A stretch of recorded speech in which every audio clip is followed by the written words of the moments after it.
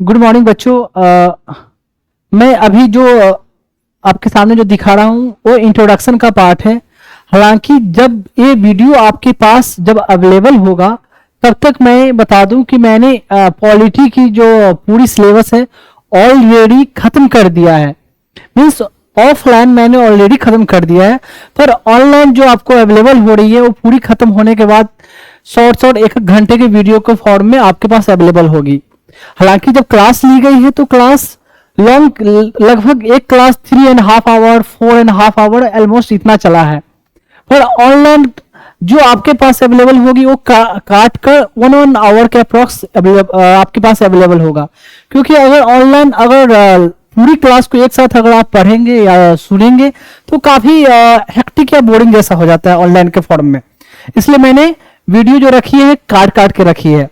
और इंट्रोडक्शन देने का वीडियो का इस इंट्रोडक्शन का पर्पस ये है कि मैं आपको बताना चाहता हूं कि मैं क्यों पढ़ा रहा हूं और कैसे आपको पढ़नी है और इसमें मैंने कैसे आपको पढ़ाया है।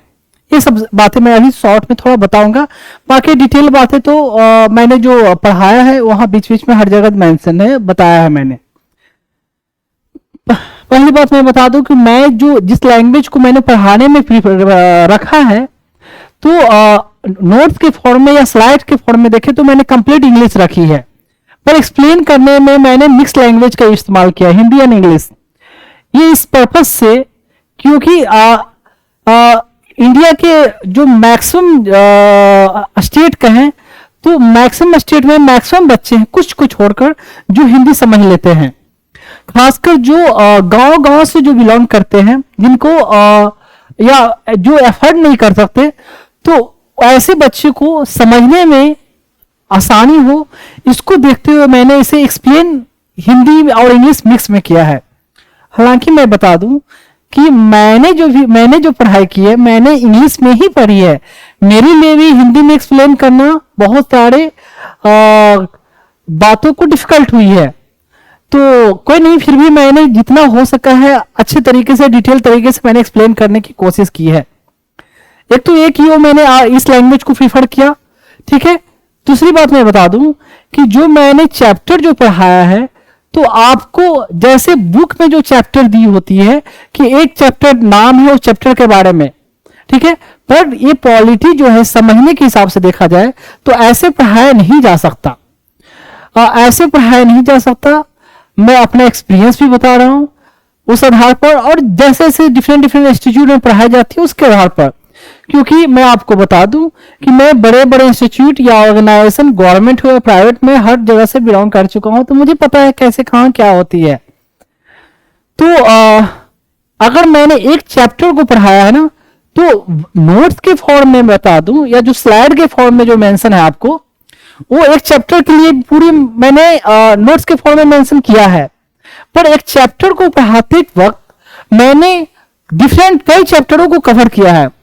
जैसे उसमें कोई नाम भी आया, कोई डिटेल कुछ के बारे में आया, तो उसको मैंने डिटेल उसी समय मैंने खत्म कर दिया है। तो ऐसा नहीं है कि आप जब एक चैप्टर को मैं पढ़ा रहा हूं तो चैप्टर पर फोकस करोगे, क्योंकि अगर मैं सारे चैप्टर को या डिफरेंट सब्जेक्ट को भी बोलूं, अगर उनको लिंक करके न पढ़ाऊं तो फिर एक टीचर को पढ़ाने का कोई मतलब ही नहीं बनता। बुक में तो सेम चीज वैसे मेंशन है तो कोई भी पढ़ ले, तो टीचर की क्यों जरूरत है? टीचर की जरूरत है कि आप अच्छे तरीके से समझ सके, और अच्छे तरीके से आप तभी समझ सकोगे जब मैं सारे को आपको लिंक करके पढ़ाऊंगा, ठीक है। तो आप इसका इंतजार आप नहीं करोगे कि वो चैप्टर जब आएगा तो ही मैं पढ़ूंगा। मैं क्लियरली बता दूं, मैंने अगर मेरा आप 1 घंटे का वीडियो अगर आप सुनते हो तो उसको आपको कवर करने के लिए 4 to 5 आवर आपको पढ़ना पड़ सकता है। जैसे कि एक चैप्टर सिंपल नाम मैं देता हूं, सपोज मैं पढ़ा रहा हूं हिस्टोरिकल बैकग्राउंड इंडियन पॉलिटी की पहली चैप्टर है, उसे पढ़ा रहा हूं। तो उसे पढ़ाने में हिस्ट्री के बहुत सारे चैप्टरों की बात आती है, तो मैं वहां उसको जाकर मैंने कवर किया है।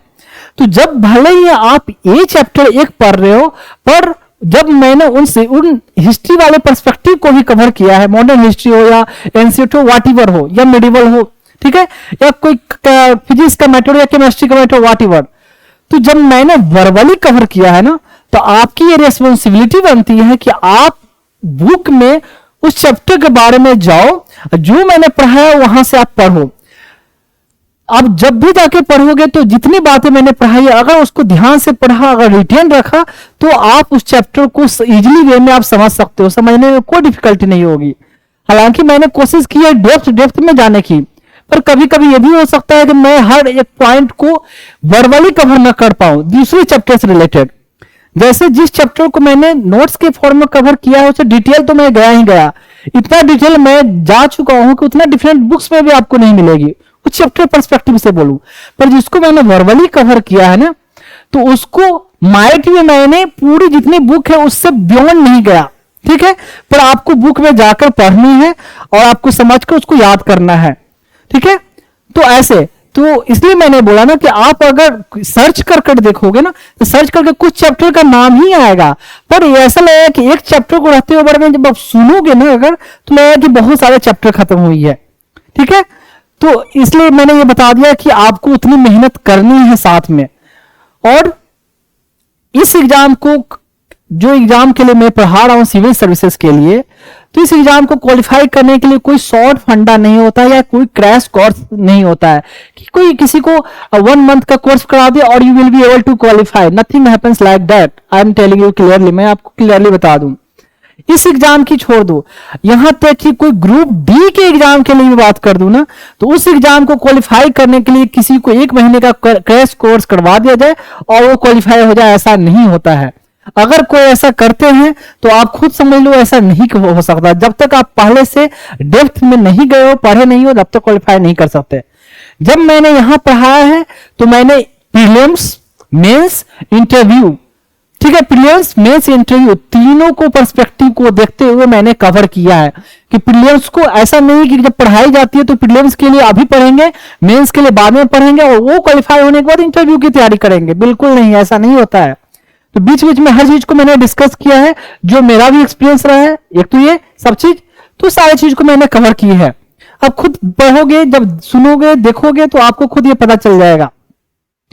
देख तो ये कोई, क्योंकि कुछ बच्चे ऐसे बोलेंगे कि मैं किसी चैप्टर को बहुत डिटेल में गया, बहुत डेप्थ में गया, तो क्यों डेप्थ में गया, मैं सब चीज दिखाऊंगा कि एग्जाम में कैसे कैसे क्वेश्चन पूछे गए हैं, कैसे लिखना है। जब ध्यान से वाकई में सुनोगे, क्वेश्चन देखोगे मतलब मैं सब दिखाऊंगा सामने, तो आपको लगेगा कि इतना भले डेप्थ में पढ़ाया है, पर ये इतना डेप्थ, ये भी फिर भी ऐसा नहीं कि बहुत डेप्थ है, इतना हमें जानना है। क्योंकि जिस एग्जाम के लिए पढ़ रहे हो ना, ऑफिसर के लिए, क्लास ए ऑफिसर, IAS, IPS, IFS और व्हाटएवर जितने सारे सर्विसेज उस एग्जाम के लिए पढ़ रहे हो, तो उस एग्जाम के लिए बच्चों के पास उतनी कैलिबर होनी चाहिए, क्योंकि उस ढंग से वहां आपको परफॉर्म करनी है, वहां काम करनी है। इसलिए मैं आपको बता दे रहा हूँ कि ऐसे आप कितने बच्चे सोचेंगे कि बहुत डिटेल टफ है, ये बकवास पढ़ा रहे, इतना जाने की जरूरत ही नहीं है। तो ऐसा अगर सोचोगे तो ऐसे क्वालिफाई होने से रहा नहीं हो सकते। जो फैक्ट है, जो फैक्ट बात है। अब कितना घंटा पढ़ना है, ये सब वो बीच बीच में मैं डिस्कस करूंगा। एक तो ये समझ गए कैसे पढ़ना, की लैंग्वेज में क्यों कवर किया और कितनी आपको मेहनत करनी है, ये बता दिया। मैं दूसरी बात मैं बता दूं कि मैं जो ये पढ़ा रहा हूं उसका पर्पस क्या है। उसका पर्पस मेरा क्या है कि बेसिकली ये पढ़ाना एक तो बच्चों को, मतलब जो गरीब बच्चे भी है वो भी समझ सके, एक तो ये, ठीक। दूसरी बात, इसको पढ़ाने का मेरा एक और पर्पस क्या है कि मुझे एक प्रश्न मैं बता दूं कि फंड रेज करना, उन बच्चों के लिए मैं फंड रेज करना चाहता हूं जो बच्चे ऑर्फेन या अनाथ है, जिनकी कोई नहीं है दुनिया में, माँ बाप कोई नहीं है, ठीक है। तो उन बच्चों के लिए मैं फंड रेज कर रहा हूं। और दैट्स मैं पर्सनली बता दूं कि मेरा ये जो ड्रीम है, गोल है, लक्ष्य है, व्हाटएवर बोले आपको, कि इंडिया के हर स्टेट से मिनिमम मैं एक बच्चे को मैं अडॉप्ट करूं, मिनिमम एक, हर इंडिया के हर एक स्टेट से। तो उसे, उन बच्चों को नर्चर करने के लिए, नरिश करने के लिए, परवरिश करने के लिए मुझे सब्सिडेंट अमाउंट की जरूरत है। तो उसके लिए एक तो ये पढ़ा रहा हूं ताकि मैं फंड रेज कर सकूं बच्चों के लिए, ठीक है। एक चीज मैं बता दूं कि जो मैं पढ़ाऊंगा तो मैंने जिस टाइप की जो आपको क्वालिटी दी है, आपको देने की कोशिश की है, तो आपको अगर किसी इंस्टीट्यूट में आपने पढ़ा होगा या जिन्होंने भी पढ़ा होगा, आप कंपेयर कर लेंगे, मैंने मैक्सिमम से मैक्सिमम बेस्ट बेस्ट देने की कोशिश की है। ठीक है, तो ऐसा नहीं है कि मैं ही बेस्ट, बेस्ट तो कोई भी हो सकता है, पर डिफरेंट डिफरेंट इंस्टीट्यूट में भी अच्छे तरीके से पढ़ाई जाती है, पर उनका टाइम कंस्ट्रेंट, मतलब टाइम की कमी हो जाती है कि वो 2.5 घंटे या 3.5 घंटे का होता है एक क्लास मतलब पर डे का क्लास। तो 9 महीने 10 महीने 11 महीने में सिलेबस खत्म करते हैं, तो कैसे खत्म कर पाएंगे? मैं भी रह चुका हूं वहां से, मुझे पता है, पर मेरे पास ऐसा कोई रिस्ट्रिक्शन है नहीं, तो मैंने पूरी डिटेल में पढ़ाई है। तो मैं बता रहा था उन बच्चों को, बच्चों के लिए देखिए, आप कितने लोगों ने मुझे बोला कि आप कितना भी अच्छा पढ़ा लो, आप फंड रेज नहीं कर सकते ऑनलाइन के जरिए। क्यों? चलो कोई मान लिया भी जाए, पर जिनको ये खुद रियलाइज होगा वो खुद देंगे, कोई कंपलसरी नहीं है। और कोई ऐसा मेरे पढ़ाने में ऐसा नहीं है कि जब तक आप लिंक को पेमेंट नहीं करोगे आप आगे देख नहीं सकते। आराम से सबके लिए ओपन है, सब लोग देख सकते हैं, उसमें कोई रिस्ट्रिक्शन नहीं है। तो देने की जब इच्छा हुई, जो मैं काम कर रहा हूं, मैंने भी कभी नहीं सोचा था कि I will be able to do this thing, या मुझे ये काम करूंगा। जैसे आम लोगों की तरह सबकी होती है कि एक अफसर बनकर बढ़िया से एक अच्छी तरीके से लाइफ गुजारनी है। मैंने भी लगभग जब आप लोग की उम्र में था तो ऐसे ही सोचा था, पर कब लाइफ में क्या चेंज हो जाती है पता नहीं होता, और कब हो जाता है। तो ऐसे जिनको खुद लगेगा, अगर ईश्वर ने, खुदा ने, अल्लाह ने, वाहिगुरु ने और जीसस ने तो मुझे ये अपने आप में मन में ये करने के लिए लाया भावना, तो सामने वाले के मन में खुद आ जाएगी। ठीक है, तो ये है। एक बात और बता दूं, जो चैनल हो गई या यूट्यूब की चैनल, फेसबुक, ट्विटर, इंस्टाग्राम, उसके बारे में डिटेल, वो मैं चैप्टर जब खत्म होगा, चैप्टर खत्म मतलब इस टॉपिक को या इस हर क्लास के खत्म होने के बाद मैं उसको दिखा दूंगा। और अभी जो वीडियो अभी अवेलेबल होगी इंट्रोडक्शन वाली, लगभग ऑलमोस्ट हर क्लास में मुझे ये डालना पड़ेगा, फिर बाद में ऐसा होगा कि मैं नहीं डालूंगा। ठीक है, तो एक तो ये जो भी पेमेंट का ऑप्शन है वो स्क्रीन पर ये यूपीआई आईडी या जो भी आपका हो बार कोड, वो आपको दिख जाएगा। अब जो भी पेमेंट करो आप एज ए फी पेमेंट करो, भले आपकी मन है ना माने, नहीं मन है तो मत करो, ये आपकी विश है। ठीक है, लेकिन मैं आपको बता दूं, आप जो भी पेमेंट करें तो मुझे एज ए गुरु मानकर भले ना करे, या फी मानकर ना करे, या करें आपको या फिर भी ना करे, तो ये मान कर करे कि आप एहसान कर रहे हो मुझ पर। आप मान सकते हो, मुझे कोई प्रॉब्लम नहीं है। मीन्स आप ये मान सकते हो कि आपने पेमेंट कर कर विकास कुमार पर एहसान किया, पर मैं आपसे रिक्वेस्ट करूंगा तो उन बच्चों पर ये मानकर आप मत पेमेंट करना कि उन बच्चों पर एहसान कर रहे हो। क्यों मैं आपसे ये बोल रहा हूं? क्योंकि मैं जो काम कर रहा हूं ना, मैं एक्सेप्ट ये नहीं करता हूं कि मैं जो कर रहा हूं उन बच्चों पर एहसान कर रहा हूं, बिल्कुल नहीं। हमें ईश्वर ने दिया, खुदा ने, भगवान ने, जीसस ने, वाहिगुरु ने हमें इतनी ब्रेन दी, इसलिए मैं ये कर पा रहा हूं। अगर वो नहीं दे पाते तो मैं नहीं कर पाता। ठीक है, तो जो भी दिया हुआ उनका है, इसलिए मैं कर पा रहा हूं। तो इसलिए, और वो बच्चे बेचारे ऑलरेडी बहुत एहसान में जब रह चुके हैं। एक बच्चे को बिना माँ बाप का पलना बड़ा होना कितना डिफिकल्ट होता है, खुद सोच कर देखो। जब एक बच्चे की माँ चली जाए 1-2 दिन के लिए तो कितना बच्चा रोता है, तो उन बच्चों की हालत क्या रही होगी।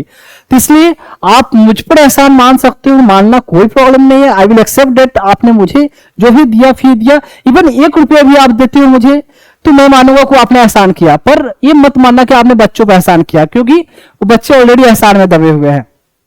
एक चीज और, जो भी आप पेमेंट करेंगे वो मैं बाद में दिखाऊंगा, तो उसमें मैं आपसे गुजारिश करूंगा कि आप अपना नाम मेंशन कर देंगे और अपना प्लेस जहां से आप बिलोंग करते हो, and your number if your wish, अगर आपकी विश है तो अपना नंबर उसमें भी मैसेज के साथ डाल सकते हो।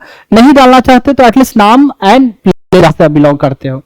ठीक है, तो ये मेरा पर्पस मैंने बताया, और पर्पस, दोनों पर्पस सारे लोगों के बेनिफिट के लिए। एक चीज और, जो मैंने पढ़ाया है तो सिर्फ ऑफिसर बनने के हिसाब से नहीं पढ़ाया, सिर्फ इसमें मैंने बीच बीच में हर चीज, मैंने लाइफ के हर पर्सपेक्टिव को कवर किया है कि सिर्फ ऑफिसर बनना नहीं, एक अच्छा इंसान बनना मैंने अपने बच्चों को सिखाया, जो आप लोगों को मैं सिखाया है इस अपने क्लास के जरिए। तो कहते हैं डिफरेंस होता है विद्वान, गुणवान एंड बुद्धिमान। तो किताबें पढ़ के आप विद्वान बन सकते हो, ठीक है, पर गुण के लिए सिर्फ किताबों से गुण नहीं आता। पर कितने लोग ऐसे हैं जिनको विद्या नहीं है पर गुण है, जिसको ज्ञान कह सकते हैं, ठीक है। और बुद्धिमान तो दैट्स अ डिफरेंट पर्सपेक्टिव होता है, चालाक होना। तो मेरा पर्पस है कि मैं अपने बच्चों को विद्वान के साथ साथ बुद्धिमान और जो ज्ञानवान बोलते हैं वो बनाऊं, ठीक है। ज्ञानवान और क्या बोला, बुद्धिमान की बात नहीं करूंगा, एक तो विद्वान की बात कर रहा हूं, ज्ञानवान और गुणवान की बात कर रहा हूं, ठीक है। तो वो सब क्या चीजें होती है डिटेल वहां डिस्कस होगा। तो अभी तक मैंने बताया क्या क्या, ये इंट्रोडक्शन का पार्ट है, बाकी अब धीरे धीरे अब चलते हैं टॉपिक पे, ठीक है। ये अब है लिबर्टी। अब देखें लिबर्टी का मतलब होता है क्या, उसको बोलते हैं स्वतंत्रता बोलते हैं, लेकिन क्या बोलते हैं इसको, स्वाधीनता। स्वाधीन, अपने अधीन में है, किसी और के अधीन में नहीं है। स्वाधीनता, लिबर्टी है हमको, स्वेच्छा, स्वाधीनता, स्वतंत्रता, ये सब मतलब इसका होता है। तो लिबर्टी में देख लो कुछ बड़ा चीज नहीं है। रिफर्स टू फ्रीडम और अब्सेंस ऑफ रिस्ट्रेंट, कोई रिस्ट्रेंट नहीं है आप पर, दबाव नहीं, कंट्रोल नहीं है। On the activities of individual, individual की एक्टिविटी पर। पूरा पढ़ूंगा, पूरा बताऊंगा, समझ में आएगा। डज नॉट मीन फ्रीडम, इसका मतलब ये नहीं कुछ भी करो आप। हर चीज में देखते हो ना, फंडामेंटल राइट में भी है राइट, लेकिन रिस्ट्रिक्शन, कुछ रिस्ट्रिक्शन है। और ऐसे ही है, लिबर्टी है लेकिन कुछ रिस्ट्रिक्शन है। Liberty is the right of doing act which the law permit, जो कानून परमिट करता है उसको आपको लिबर्टी करने का। Confined and control by the law, that is not absolute, absolute नहीं है, बल्कि क्वालिफाइड है। मतलब कहने का मतलब ऐसा नहीं कि हर चीज का आज़ादी है, कुछ लिमिट में भी है, कुछ कंट्रोल में है। कानून के अनुसार आपको लिबर्टी दी गई, आज़ादी इतना दिया गया है, इतनी स्वाधीनता दी गई है, स्वेच्छा दी गई है। अब देखें प्रीएम्बल में मेंशन है ना, secure all citizen of India liberty of thought, एकदम याद रखना, thought, expression, belief, faith and worship. Thought and expression कहाँ, आर्टिकल 19(1) स्पीच, एक्सप्रेशन, ये सब है ना, इसमें आ जाएगा। अब है बिलीफ, बिलीफ डायरेक्ट नहीं है ऐसे, लेकिन है ना कि 25 में freedom of conscience, practice, propagate and propagation. Profess करने का मतलब वो क्या कि आप अपने बिलीफ को ओपनली डिक्लेयर कर सकते हो कि हमारा इसमें रिलीजन में बिलीफ है। तो यहाँ कहीं ना कहीं बिलीफ का कॉन्सेप्ट है, तो 25 में है। बिलीफ, फेथ एंड वर्शिप, पूजा अपने तरीके से, अर्चना अपने तरीके से, नमाज पढ़ना अपने तरीके से, याद करना ऊपर वाले को अपने तरीके से कर सकते हो। 25 तो इसकी लिबर्टी है, आपको प्रीएम्बल में इस लिबर्टी को दिया गया है जाने। 21 में भी आपको लिबर्टी की बात कही गई है। कौन सा लिबर्टी, देखो, protection of life and personal liberty, इसकी बात कही गई है। तो no person shall be deprived of his life और personal liberty except according to the procedure establish by the law. Law के द्वारा जो कानून के हिसाब से जो प्रोसीजर एस्टेब्लिश किया गया उसी के अनुसार से आपको लिबर्टी को रोका जा सकता है, ऐसे नहीं। Expression liberty is of widest amplitude, it covers A variety, बहुत सारे राइट को कवर करता है। और क्या क्या थोड़ा राइट है मैं बताऊंगा और आगे भी। तो एक और यहाँ से नजर मार लो, लिबर्टी क्या है, कहाँ का लिबर्टी की बातें हैं, ये सब। तो 25, 19 ये और 21 घूम फिर का ये। Liberty do not merely freedom of from bodily restraint. देखो लिबर्टी का ये मतलब नहीं है कि आपको शरीर से ही आपको रिस्ट्रेंट कंट्रोल ना किया जा सकता है। लिबर्टी का सिर्फ शरीर पर कंट्रोल करना नहीं, उसके अलावा आपके भाव पर भी, आपके कॉन्टैक्ट। देखें right of individual to contact और इंगेज इन एनी ऑक्यूपेशन। तो ऑक्यूपेशन की बात है, कहाँ है, 19(1) में, 19 में है, पर 19(1) में ही सब है ना। फिर speech, expression, assembly, association, movement, association and occupation. G में एफ वाला तो गायब है, जो प्रॉपर्टी से मैटर था वो डिलीट हो चुका है, रिपील हो चुका है। डिलीट नहीं बोलूंगा, रिपील। ठीक, घूम फिर के चल रहा है, एक ही बात, थोड़ा फास्ट बोलना पड़ रहा है, बहुत देर से चल रहा है ये। एक्वायर यूजफुल नॉलेज टू, हाँ यहाँ देखें, एक अपना यूजफुल नॉलेज, ज्ञान भी आप ले सकते हो, उसका लिबर्टी है।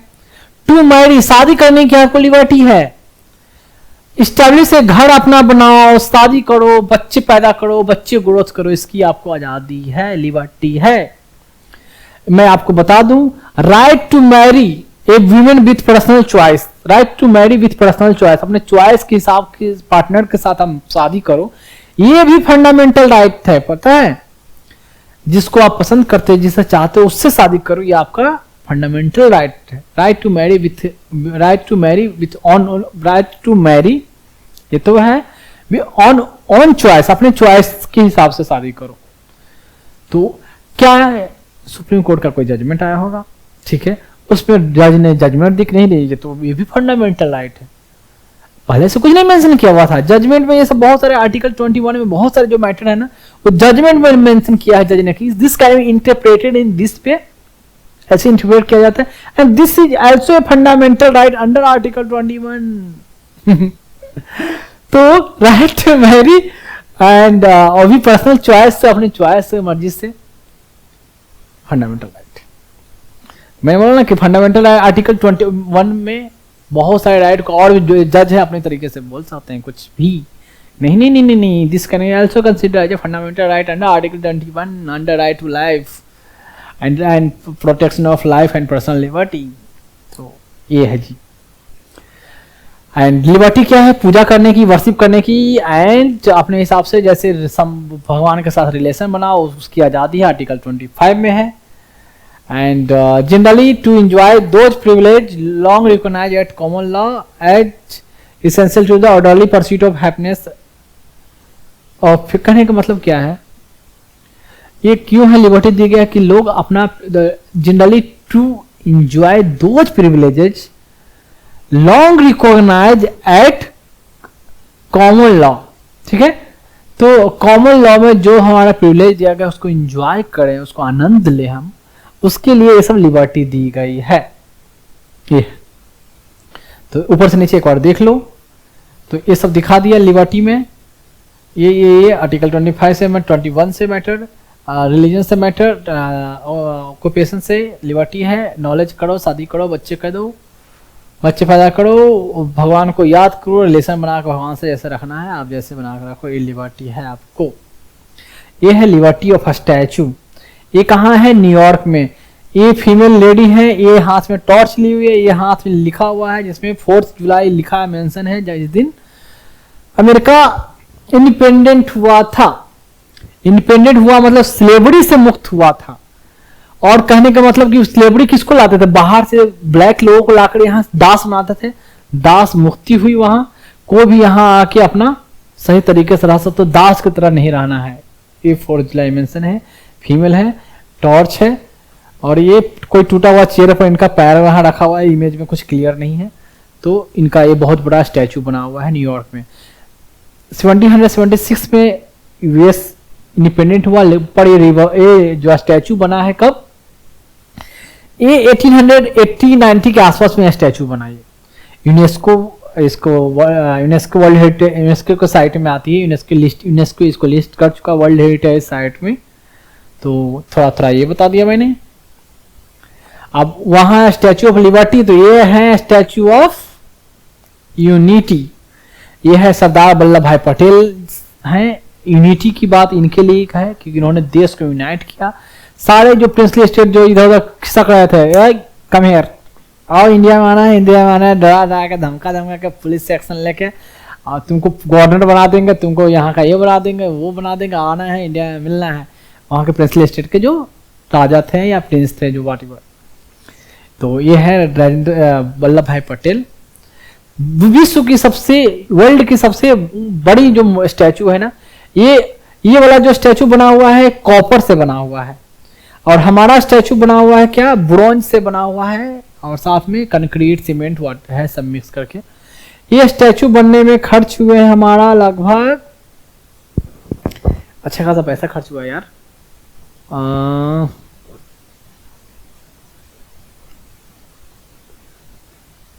मैं बता दूं, ये स्टैचू बनने में लगभग खर्च हुआ है तुम्हारा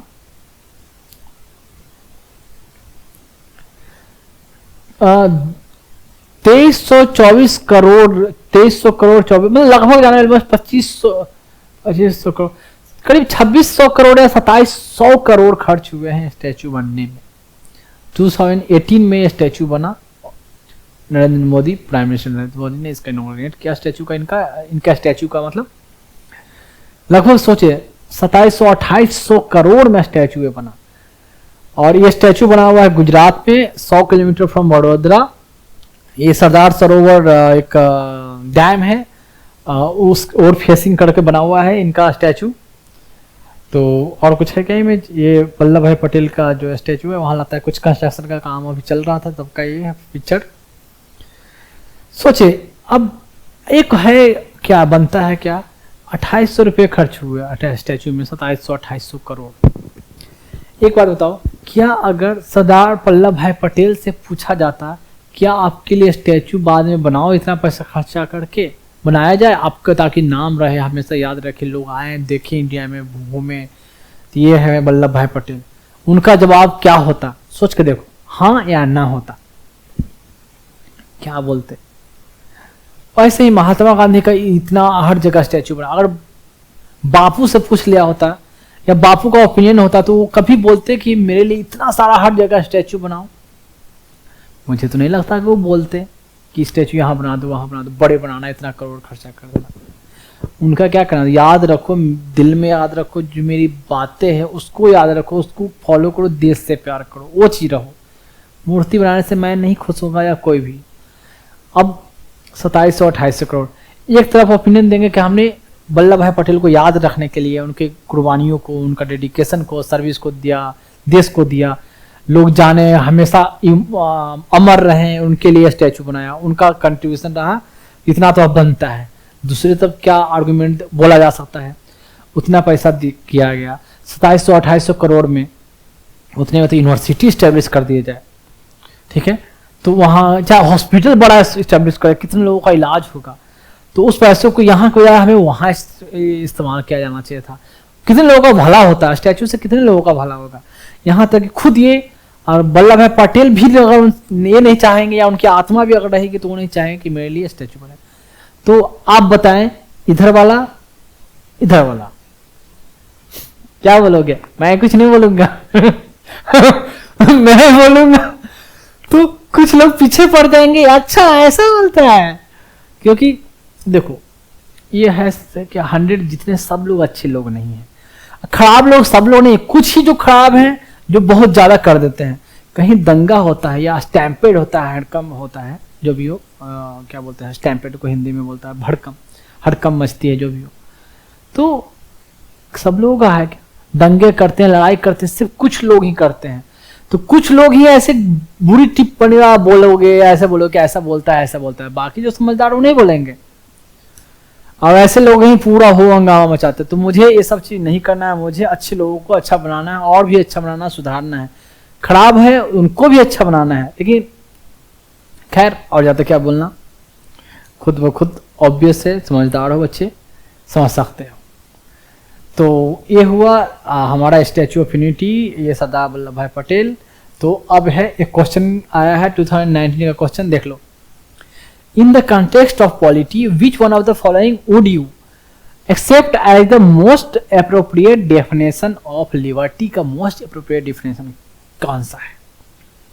नीचे से चलते हैं। Opportunity to develop oneself, ठीक, opportunity to do whatever one likes, absence of restraint, protection against the tyranny of political ruler, इसके प्रोटेक्शन हो इनके आतंक से, तबाही से, उनको शासन से कहने का मतलब। तो इसके लिए हमें लिबर्टी है, या हमें कोई रिस्ट्रेन न हो, नियंत्रण हम पर न हो, इसके लिए हम को जो भी चाहे करना चाहे उसके लिए अपॉर्चुनिटी दी गई, या opportunity to do develop oneself. क्या ऑब्वियस ही बात है, क्या निकल रहा है। तो अच्छा अच्छा कौन सुनने में लग रहा है? ये लग रहा है ना तो ऐसे अच्छा अच्छा कहने का मतलब। तो उतना पढ़ाया, ये ऑप्शन आप देख के देखो, बहुत सारे कहीं क्वेश्चन ऐसे भी रहेंगे ना, भले आपको पता नहीं रहेगा, लेकिन ऑप्शन देख के आपको लग जाएगा कि हाँ यार इसका बेटर आंसर ये हो सकता है, इतनी मैच्योरिटी आपकी आ जाएगी। जैसे क्या बोलते हैं इसको, कंप्रीहेंशन बनाते हो, तो कंप्रीहेंशन में उसका आंसर उसमें थोड़ी रहता है डायरेक्ट, इसके क्या निष्कर्ष निकलता है, क्या पोएट कहना चाहते हैं या राइटर क्या कहना चाहा है, इसमें ऐसे लिखना होता है ना, ऐसे ऑप्शन सेलेक्ट करना होता है। तो डायरेक्ट नहीं होता है, उस सोच के ही ऐसे कि हाँ भाई ऐसी ऐसी बात ही बोली, तो उनका कहना उस किस डायरेक्शन में जाना चाहता है या लोगों को क्या मैसेज देना चाहता है, ऐसे रहता है। तो ऐसे देखकर उसका आंसर करते हो तभी जब आपको उस लेवल की मैच्योरिटी आती है तो ही आंसर करने लायक होते हो। और जो ये पढ़ रहे हो ना इतना मैच्योर हो, इसमें कोई बात डाउट है ही नहीं। जितने पॉलिटिशियन हैं कुछ को छोड़कर उनसे ज्यादा नॉलेज है आप लोगों के पास। इंटेलेक्चुअलिटी भी ज्यादा है, कुछ समझदारी ज्यादा है। तो अब नोट में एक पॉइंट है, ideal of liberty, equality and fraternity in our preamble have been taken from French revolution.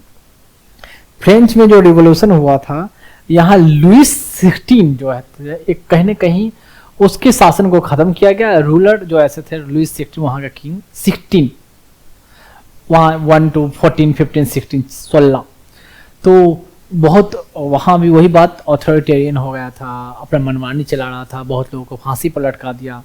तो फ्रेंच में यहाँ कौन ऐसे रिवॉल्यूशन आया, नेपोलियन उभर कर आया, बोनापार्ट नेपोलियन, वहाँ डेमोक्रेसी स्टैब्लिश हुई, फिर वही रूल ऑफ लॉ, ये वो लिबर्टी, इक्वालिटी, फ्रेटर्निटी, ये सब वहाँ ये सब स्टैब्लिश हुआ। तो हमने वहाँ से फ्रेंच रेवोल्यूशन से लिया है।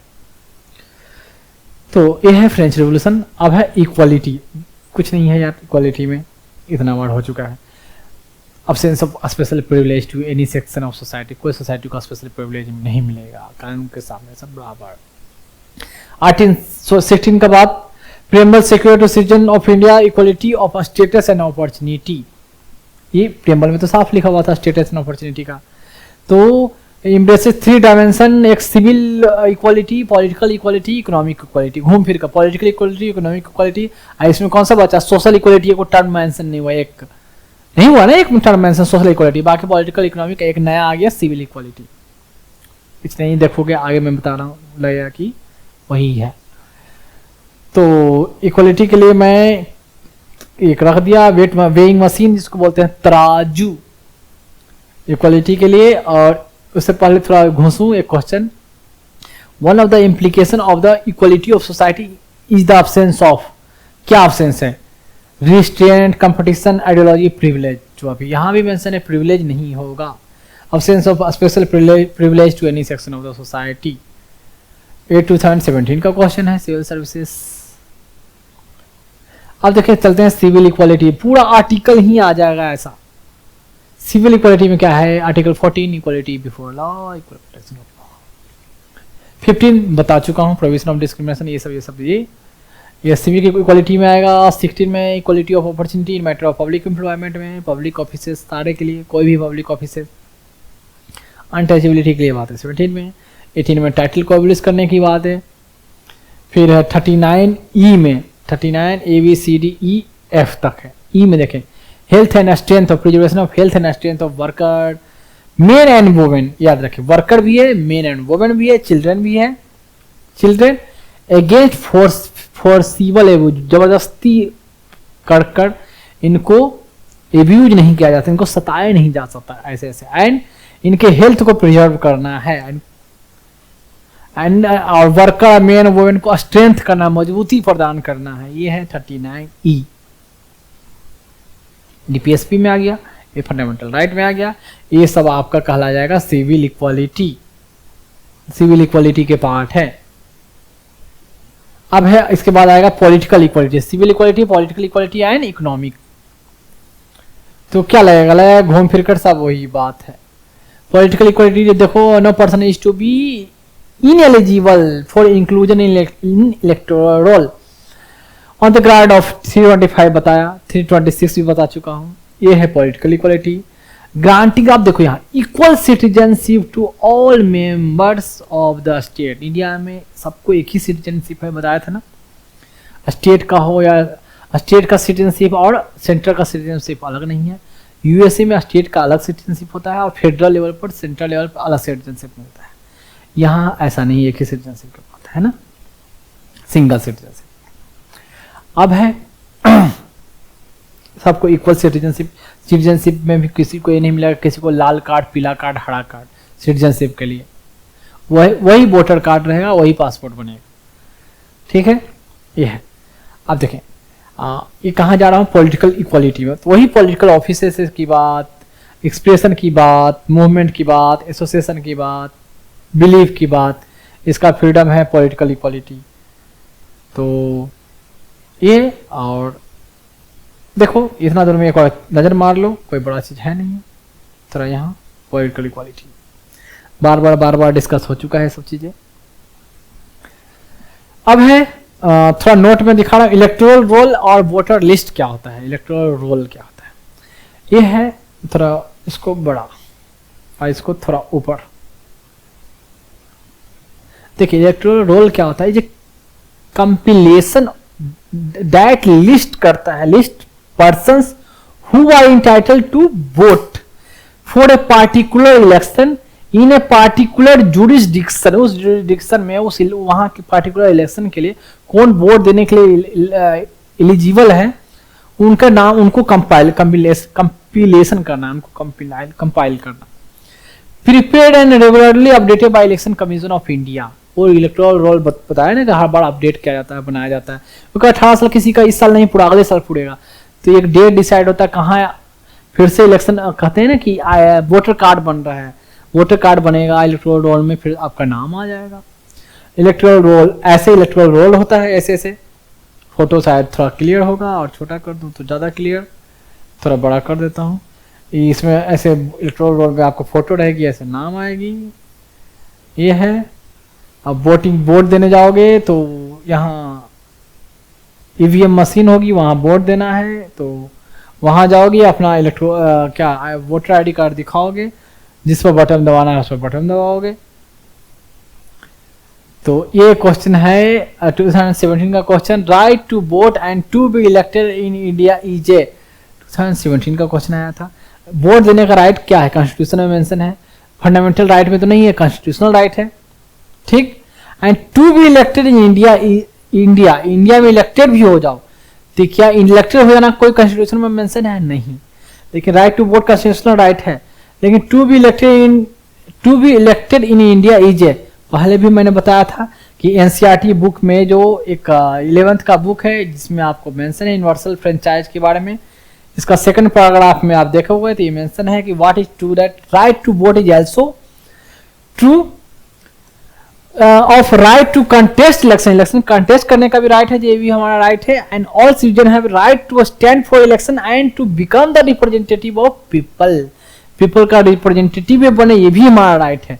इसी को कॉपी करके ये क्वेश्चन दे दिया गया, और उन्होंने आंसर जो यूपीएससी ने रिलीज किया तो कॉन्स्टिट्यूशनल राइट। हाफ पोर्शन हमारा पक्का सही था, और हाफ पोर्शन पर बीच का था ही नहीं ऐसा कुछ मेंशन, लेकिन एनसीईआरटी ने मेंशन किया है तो कॉन्स्टिट्यूशनल राइट उसको भी माना है, ठीक। लेकिन पर्टिकुलरली कॉन्स्टिट्यूशन में देखा जाए तो उसको दिया गया है, इस पोर्शन को नहीं।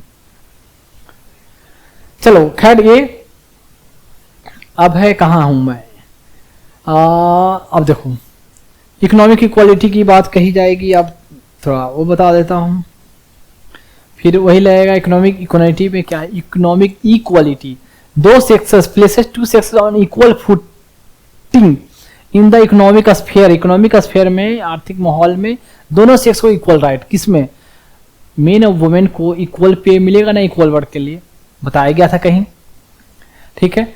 एंड उसके अलावा क्या बोला गया कि लाइवलीहुड की बात कहा गया, सिक्योर, यहाँ लाइवलीहुड 39A में, लिविंग वेज 43 में। तो secure right to adequate means of livelihood for both men and women, दोनों के लिए लाइवलीहुड, जीवन जीने के लिए जो चाहिए वो सिक्योर करना है स्टेट को, तो ये है 39A। इसके अलावा इकोनॉमिक इक्वालिटी में और भी आप मेंशन कर सकते हो, कैसे इकोनॉमिक इक्वालिटी करने का, इकोनॉमिक राइट देने का कोशिश किया गया है, डिफरेंट प्रोविजन और भी हैं, तो उसको पहले उतना डिस्कस कर चुका हूँ, उसमें और ऐड किया जा सकता है, ऐसा कोई बड़ा बात नहीं है।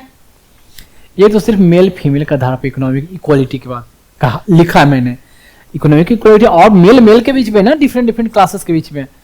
तो इकोनॉमिक इक्वालिटी मतलब 39B(c) में क्या है, डिस्ट्रीब्यूशन ऑफ मटेरियल रिसोर्सेज, वहाँ भी इकोनॉमिक इक्वालिटी को मेंटेन करने की बात कही जा रही है।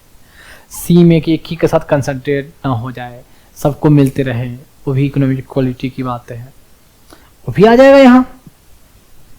फिर और क्या बोल सकते हो इकोनॉमिक क्वालिटी में, कह सकते हो क्या कि इकोनॉमिक इक्वालिटी में नहीं कह सकते, इकोनॉमिक जस्टिस में कहा जा सकता था, और लेकिन इक्वालिटी में कम से कम इतना ही। और दो वो अब है, देखें इकोनॉमिक इक्वालिटी के लिए मैंने पिक्चर दे दिया है, मेल फीमेल दोनों पैसा के लिए बराबरी बराबरी पर कैसे आएंगे तराजू में, इस वेइंग मशीन में। तो ये बस ये पिक्चर है ये। अब है फ्रेटर्निटी, जिसको बोलते हैं बंधुत्व, भाईचारा, भातृत्व। फ्रेटर्निटी का मतलब होता है भातृत्व। इसमें देखो थोड़ा क्या है, refers to the feeling of oneness, भातृत्व, मित्रत्व, बंधुत्व, भाईचारा, भाईचारे की भावना, दोस्ती की भावना, भाई की भावना कैसे आएगी भाई। हम लोग, ये फीलिंग होना चाहिए कि हम लोग वन, हम लोग सिर्फ एक ही हैं, हम लोग अलग नहीं हैं, हम लोग एक ही माँ के बच्चे हैं। सेंस ऑफ ब्रदर, भाईचारा हो, बिलोंगिंग टू द कंट्री, से हम सब लोग एक ही कंट्री से बिलोंग करते हैं, ये feeling. A feeling that they are all children of the same soil, same motherland, एक ही मिट्टी के, एक ही मातृभूमि के बच्चे हम लोग। Constitution promote this feeling of fraternity by system of, कैसे सिंगल सिटीजनशिप का कंसेप्ट है हमारे यहाँ। अब देखो सिंगल सिटीजनशिप कैसे है, डायरेक्ट मेंशन नहीं है सिंगल सिटीजनशिप, लेकिन आर्टिकल 9 में मेंशन है ना कि अगर कोई वॉलंटरी, कोई फॉरेन स्टेट का अगर सिटीजनशिप एक्वायर करता है तो उसकी इंडिया की सिटीजनशिप टर्मिनेट हो जाएगी, खत्म हो जाएगी। मतलब कहने का मतलब किसी इंडिया का सिटीजनशिप तो हमने तुमको दे दिया, लेकिन तुम किसी और कंट्री का सिटीजनशिप तुमने ले लिया तो हम डबल सिटीजनशिप को नहीं मानते हैं। हमारे पास इंडिया का सिटीजनशिप लिया तो ये सिटीजनशिप गया, तो कहीं ना कहीं ये मतलब हुआ कि सिंगल सिटीजनशिप के बारे में बोल रहा है, तो आर्टिकल 9 में ही मेंशन है ऐसे, ठीक है। तो एक सिटीजनशिप रहने का मतलब सब में किसी में ये भावना नहीं होगा कि उसको कुछ अलग कार्ड मिला हो, सबको एक ही सिटीजनशिप, सबको वही नागरिकता, वही वोटर कार्ड, एक ही वोट सबको राइट है, ये है। Preamble declares that fraternity has to assure दो थिंग, भाईचारा, बंधुत्व, इसको दो चीज से, भातृत्व, इसको दो चीज से सिक्योर किया जाना चाहिए। जैसे डिग्निटी ऑफ इंडिविजुअल, इंडिविजुअल की सम्मान, इज्जत, प्रतिष्ठा, शान, गौरव मिले, ये डिग्निटी का मतलब हुआ। एंड यूनिटी, देखो ये थोड़ा अजीब सा लगता है, शान प्रतिष्ठा तो समझ मिलता है, इससे भाईचारा मिल जाएगा। अब देखो यूनिटी थोड़ा अलग, यूनिटी और इंटीग्रिटी की भावना, यूनिटी की मतलब एकता की भावना, कि हम सब एक हैं, मिलकर बने हुए हैं, एक यूनिटी है, हमें डिफरेंट लोग मिलकर एक बनाए, एक भारत का निर्माण किया है, यूनिटी। इंटीग्रिटी मतलब अखंडता, मतलब एक है, अखंड, कोई खंड नहीं कर सकता, तोड़ नहीं सकता। तो ये कहीं ना कहीं हम एक हैं, हम सिर्फ भावना से एक नहीं है, हम कंट्री भी एक है, और हम एक कंट्री, पूरा भारत को भी कोई तोड़ नहीं सकता। और हमारी यूनिटी को हम जो आपस में भाव से जुड़े हुए हैं, एक भाई हैं, एक बच्चे हैं, एक माँ के बच्चे हैं, वो भावनाओं को तोड़ नहीं सकता, ये हुआ इंटीग्रिटी। यूनिटी इंटीग्रिटी मतलब एक साइकोलॉजिकल भावना, मनोवैज्ञानिक भावना। और टेरिटोरियल जो मैटर हुआ कि हमारा देश भी एक है, पूरा राज्य हम सब एक ही हैं, एक ही भारत के हैं, कोई हटा नहीं सकता, ये हुआ टेरिटोरियल फीलिंग। टेरिटोरियल मतलब कह सकते हो मैटर, ये हुआ, ये साइकोलॉजिकल फीलिंग को डिनोट करता है, दोनों को मतलब। तो ये हुआ यूनिटी इंटीग्रिटी। अब थोड़ा डिग्निटी के बारे में थोड़ा और चल दिया जाए, और यूनिटी एंड इंटीग्रिटी को। अब देखो डिफरेंट, कोई हिंदू है तो कोई मुस्लिम है, तो कोई सिख है, तो कोई क्रिश्चियन है, डिफरेंट स्टेट का एक वेशभूषा है, पर हम सब एक हैं। बच्चे सब 15 अगस्त में, 26 जनवरी में परफॉर्म करते हैं। बच्चे बहुत मासूम होते हैं, बाद में उनको आप जैसे मॉडिफाई करोगे, जैसे चेंज करोगे, जैसे बनाओगे, वैसे बदल जाते हैं। शुरू में बच्चा बिल्कुल अच्छा, इसलिए बड़े जैसे रहेंगे बच्चे वैसे बनेंगे। सिस्टम में जाओगे तो जैसे तुम रहोगे, तुम्हारे पीछे वाले आगे जो और आएंगे ऑफिसर, वो तुमको देखकर बनेंगे। इसलिए हमेशा अच्छा रहो, तुम भी अच्छा रहोगे तो ही पीछे वाले भी अच्छा रहेंगे। अब इसका मतलब ये नहीं कि आगे वाले खराब हैं तो हम जाएंगे तो उनके जैसा बन जाए, वो चेन को काटना है, तोड़ना है वहां से, ठीक। तो ये अब देखो 21 में क्या है, अब क्या मैं डिस्कस कर रहा हूं, अभी यहाँ डिग्निटी ऑफ इंडिविजुअल के बारे में। तो यहाँ देखें आर्टिकल 20C में लिबर्टी की बात कही गई है, डिग्निटी की कैसे बात करें, right to life with dignity. Article 21 से that right to life is not merely confined to animal existence और सर्वाइवल। मतलब एनिमल मतलब कहने का जानवर का नहीं, मतलब कैसे जीव कहने का मतलब उसका एग्जिस्टेंस और सर्वाइवल की बात नहीं करता है, ठीक है। ह्यूमन इज ऑल्सो एनिमल, मतलब बायोलॉजी में होता है कि ह्यूमन जो होमोसैपियंस है ना, ये एनिमेलिया क्लास से बिलोंग करते हैं हम लोग, एनिमल क्लास से। एनिमल कहलाते हैं, एनिमल में हम सब जानवर सब आ गए। अब प्लांट अलग हो गया, प्लांट में पेड़ पौधे, एनिमल में जो भी जीव जंतु देख लो सब एनिमल में आते हैं, वो एनिमल। तो एनिमल एग्जिस्टेंस और survival but includes within its ambit, इसके क्षेत्र में ऑल्सो इंक्लूड करता है right to live, right to live, रहें विथ ह्यूमन डिग्निटी, आदमी की शान के साथ रहें, सम्मान के साथ रहें, and all those aspect of life, जीवन का और सारे वो सब एस्पेक्ट, वो सब which go to make a man's life, आदमी के जीवन को मीनिंगफुल बनाता है, मतलब की बनाता है, कंप्लीट बनाता है, संपूर्ण बनाता है, एंड वर्थ लिविंग, महत्वपूर्ण, वर्थ मतलब होता है उसका क्या होता है, उसका कुछ वैल्यू, मूल्य बनाता है। तो वर्थ लिविंग मतलब जिंदगी का कुछ मूल्य हो, महत्व हो, कोई पर्पस हो, कोई उद्देश्य हो, संपूर्ण हो, उसको पूरा बनाने के लिए आर्टिकल 21 देता है हमें राइट टू लाइफ, एंड उसमें है right to live with dignity के साथ जिए, तभी हमारी जिंदगी का कोई वैल्यू है। दब दब के मर कर कमजोर जैसा, ऐसे बुजदिल जैसा जिए, ये कोई जिंदगी थोड़ी ही है। ऐसे जिंदगी काट रहे हैं, ना कोई पर्पस, ना कुछ अच्छा कर रहे हैं, कुछ अलग नहीं कर रहे हैं, तो ऐसे जिंदगी क्या जीना। इसका मतलब ये नहीं है सुसाइड कर लेना इसे सोच के मत सुनना कि भाई मैं क्या कर रहा हूँ, अभी तो सिर्फ बैठ के घर में पढ़ता हूँ, कुछ हो भी नहीं रहा, ये भी नहीं हो रहा, ये भी निकल नहीं रहा, वो भी एग्जाम नहीं निकल रहा है, जिंदगी तो पर्पसलेस है, ऐसा जिंदगी क्या जीना, लटको खत्म कर ना। बच्चा, मेरा बच्चा कभी नहीं है, सब करना है तो करना है, कुछ ना कुछ करना और करते रहना है, होना ही होना है, पहचानो होना ही होना है, ठीक है। दास मत होना, दास मत होना, ठीक। तो ये अब देखें एल्सो फंडामेंटल ड्यूटीज हमारा जो है 51 में बहुत सारा लंबा सारा 12-13 ड्यूटियां हैं, 11th साइड ड्यूटी 11th, तो उसमें 51 में मेंशन है, ई कोई जरूरी नहीं है जानना। 51 में क्या मेंशन है, इस shall be duty of every citizen, हर नागरिक का ये कर्तव्य होगा to promote harmony and spirit of common brotherhood amongst all the people of India, सारे लोगों के बीच में एक भाईचारा की भावना को है, जो इस भावना को है जो क्या करना है, प्रमोट करना है, ठीक है। कॉमन ब्रदरहुड मतलब सब आपस में एक भाईचारे की भावना हो, हार्मोनी तालमेल संजोग सम्मिलन, इसको प्रमोट करना है, इस भावना को प्रमोट करना है, promote harmony and brotherhood, common brotherhood amongst all people of India, ये हमारा 21 में है। भाईचारे की भावना, ब्रदरहुड, कहीं ना कहीं फ्रेटर्निटी की भावना को। पीपल ऑफ इंडिया आगे देखें, खत्म नहीं हुआ, अभी आगे कंटिन्यू करना, यहां मेंशन नहीं है। People of India transcending religious, इससे ऊपर उठकर, रिलीजन से ऊपर उठकर, लिंग्विस्टिक भाषावादी से इससे ऊपर उठकर, लैंग्वेज से ऊपर उठकर, ठीक है, रीजन से ऊपर उठकर, कि इस क्षेत्र उस क्षेत्र से नहीं हम बिलोंग करते हैं, सेक्शन एक वर्ग से इस डाइवर्सिटी से ऊपर उठकर ये भावना लानी है।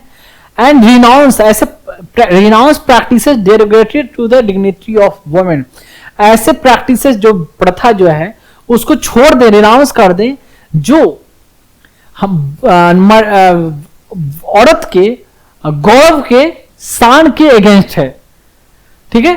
तो उनके गौरव के अगेंस्ट है, जो उनके विपरीत है, उल्टा है, उनको ठेस पहुंचाती है, ऐसे चीजों को हम त्याग करते, रिनाउंस करें। ये होता है 51 में मेंशन है एक।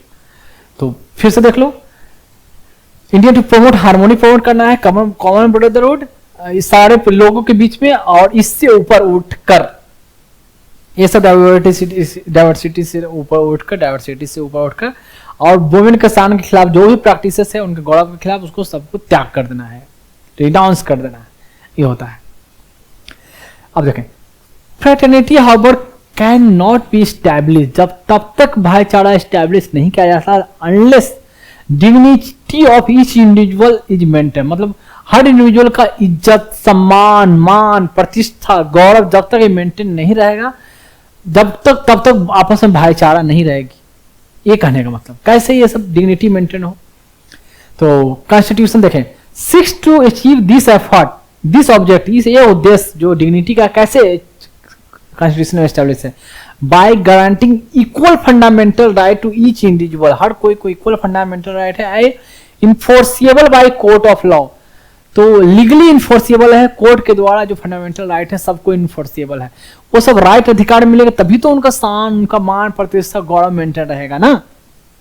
ये कहने का मतलब as well as certain directives have been included, जो नीति निर्देशक सिद्धांत जो है डीपीएसपी इन पार्ट 4 में कुछ ऐड किए गए हैं, जो स्टेट को डायरेक्ट करते हैं कि safe it's economic social policy, अपना जो पॉलिसी जो बनाते हो, इकोनॉमिक पॉलिसी मतलब नीति जो बनाते हो, या कहते हैं क्या आर्थिक नीति या सोशल पॉलिसी जो भी आप बनाते हो, वो क्या चीज को देखते हुए बनाना है कि इस टाइप से बनाए कि all citizen men and women equally have, women का equally have right to educate means of livelihood, livelihood की बात कर रहा था ना मैं बार बार, लाइवलीहुड यहाँ, लिविंग वेज वहां, तो मेन को, वुमेन को, सारे सिटीजन को कम से कम एडुकेट अपना जीवन जीने का जो अधिकार होता है या जीवन जीने के लिए जो चीज चाहिए उतना कम से कम मिले जीवन जिंदगी के लिए, लाइवलीहुड के लिए, जीवन यापन के लिए।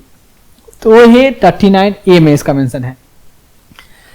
42 में क्या कहता है कि just an human condition of work and maternity, काम करने वाला जो माहौल है वहां उचित तरीके से हो, वहां मानवता का माहौल, मतलब ऐसा नहीं है कि एकदम गर्मी हो, कोई वेंटिलेशन नहीं हो, वहां टॉर्चर किया जा रहा है, बहुत देर काम करवाया जा रहा है, पैसे नहीं मिल रहे हैं, मतलब कब डेंजरस माहौल में काम करवाया जा रहा है, कब ऊपर से क्या गिर जाए, कब करंट का झटका लग जाए, ऐसा नहीं हो। एंड मैटरनिटी रिलीफ, मतलब माँ को रिलीफ मिले, जब प्रेग्नेंट हो तो उनको उस हिसाब से छुट्टी मिले, काम कम करवाया जाए, छुट्टी मिले तो उसके पैसे मिल जाए, जब डिलीवरी होगा तो बच्चों को क्रच के लिए, क्रच भी एक होता है, क्रच नहीं बोलते उसको, कुछ और बोलते हैं, तो उसका व्यवस्था, ये सब चीजें हो, आर्टिकल 42 में कहता है। ये है तो 41 में क्या है, सिकनेस, डिसेबल, ओल्ड एज, उनको पेंशन की, बेनिफिट की बात कहा जाता है 41 में। यह है 42 में। अब देखें, सिक्योर ए लिविंग वेज, वही मैं बोल रहा था, लिविंग वेज 43 में है, लिविंग वेज सिक्योर करे, कम से कम लिविंग वेज क्या होता है, जिंदा रहने के लिए कम से कम जितना सैलरी चाहिए वो लिविंग वेज हुआ। सिक्योर ए लिविंग वेज, रहने के लिए मतलब कम से कम जिंदा रहने के लिए, living wage, decent standard of life, एक लाइफ कम से कम डिसेंट तरीके से जिया जाए, मतलब सभ्य तरीके से कह सकते हो, कम से कम सही तरीके से जिया जाए। And full enjoyment of leisure, मतलब आनंद सही तरीके से, मतलब कह सकते खुशियों का आनंद सही तरीके से ले सके। And social and cultural opportunity, समाज में सोशल अपॉर्चुनिटी मिले, कल्चरल अपॉर्चुनिटी, जो भी कल्चर उनका प्रथा है, संस्कार है, वो सब उनको मेंटेन रहे, वो मिले। ये हुआ टू ऑल वर्कर, सारे वर्कर के लिए, जो काम कर रहे हैं वर्कर, उनको कम से कम इतना सैलरी मिलेगी, जिंदगी जिए एक सही तरीके से जीवन, अपने जीवन में खुशियों का आनंद ले सके, और उनका सोशल अपॉर्चुनिटी या कल्चरल अपॉर्चुनिटी जो भी मिलता है, मिलना चाहिए, वो मिले 43 में। तो डीपीएसपी में देखो कि कोई लिंक नहीं है, कुछ भी जोड़ा हुआ है, रटना ऐसा लगता है कि डीपीएसपी में पढ़ाऊंगा तो ये नहीं कि इसके साथ इसका लिंक है, इसका लगता है कि जो मन में उनको मन में ये आया ये भी घुसा दो, वो बोला ये भी तो ये भी घुसा दो, उसने एक और मेंबर ने कुछ उठ के ये बोला ये भी होना चाहिए, ले कहीं डाल देते हैं, कोई मतलब आपस में कोई लिंक भी। यहाँ तो थोड़ा बहुत है कि वर्कर के लिए लिविंग वेज ये, पर सोशल एंड कल्चरल अपॉर्चुनिटी ये थोड़ा आपको क्या करेगा, थोड़ा आपको मेमोराइजिंग जैसा, रटने जैसा लग जाएगा ये वाला, ये वर्डिंग। तो ये आर्टिकल 43 में ऐसे करके है, जो कैसे मेंटेन करेंगे, डिग्निटी मेंटेन करेंगे, तभी वो शान से रह पाएंगे ये वर्कर लोग भी। अब मान लो मतलब लेडीज लोग ऐसे इस तरीके से शान से रह पाएंगी, सिटीजन सारे इनको कम से कम एडुकेट ये मिल लाइवलीहुड, तो ये शान से जी पाएंगे। तो और क्या हुआ, तो ए आगे देखो, in order to remove poverty, गरीबी को हटाने के लिए, and bring socio economic revolution and welfare measures for the benefit of masses. देखो, तो ये सब सोशल इकोनॉमिक रिवॉल्यूशन लाने के लिए, वेलफेयर के लिए, तो कॉन्स्टिट्यूशन में मेंशन है एक आर्टिकल 31C, मैंने 31A, 31B, 31C बताया था। 31A में है एक्विजिशन ऑफ सर्टेन स्टेट, कुछ चीजें, कुछ प्रॉपर्टी स्टेट को, ई स्टेट उसको एक्वायर करना, सरकार एक्वायर करती है, उसमें 14 और 19 का वायलेशन होता है, तो कुछ हद तक वैलिड माना जाएगा, उसको नल एंड वाइड नहीं किया जा सकता है। 31B में कहा गया, क्या कहा गया कि 9th शेड्यूल में कोई भी मैटर जोड़ा जाएगा, तो एक्ट जोड़ा जाएगा कुछ भी, तो उसको जुडिशियल रिव्यू नहीं होगा, ऐसा जोड़ा था उन्होंने, ऐसा कहा गया, लेकिन जुडिशियल रिव्यू उसका भी होगा। बाद में कोर्ट ने बोला, सुप्रीम कोर्ट ने 31C में क्या बोला गया कि 31C में डीपीएसपी का 39B और C को इम्प्लीमेंट करने में अगर 14 और 19 का वायलेशन हो रहा, आर्टिकल 14, 19 का, तो उसको नल एंड वाइड नहीं माना जाएगा। यानी 39B और C is supreme to 14 and 19। इतनी सारी भाषा, इतनी सारी लैंग्वेज, इतनी सारी वर्डिंग, इतने सारे सेंटेंस, वही है जो बोला। एक बार देख लोगे घूम फिर कर। ये थोड़ा बड़ा कर देता हूं, मैं ज्यादा बोलूंगा नहीं इसको, कितने बार बोल चुका हूं, देख लो।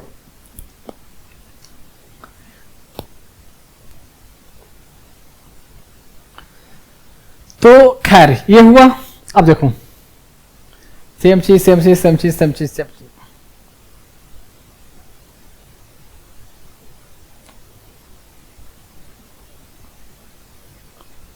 अब है फंडामेंटल ड्यूटी, जैसे 51 में और क्या कहा गया, it shall be duty of every citizen to uphold and protect the sovereignty, unity and integrity. सबका ड्यूटी है, सिटीजन ऑफ इंडिया का ड्यूटी है कि आप भारत का सर्वोच्चता को, एकता को, अखंडता को मेंटेन रखना है। तो ये है। आप देखें नोट में इंटीग्रिटी कब जोड़ा गया, जैसे मैंने पहले ही बताया, यूनिटी एंड इंटीग्रिटी था, इंटीग्रिटी ऑफ नेशन, एंड बाद में जोड़ा unity and integrity of nation, यहां भी बता दिया। अब देखो सोवरेनिटी को डिफाइन करता हूँ। सोवरेन क्या, पहले भी हो चुका, हम सर्वोच्च हैं, कोई सिकंदर नहीं है, कोई इंटरफेयर नहीं कर सकता, कोई हमारे ऊपर नहीं है।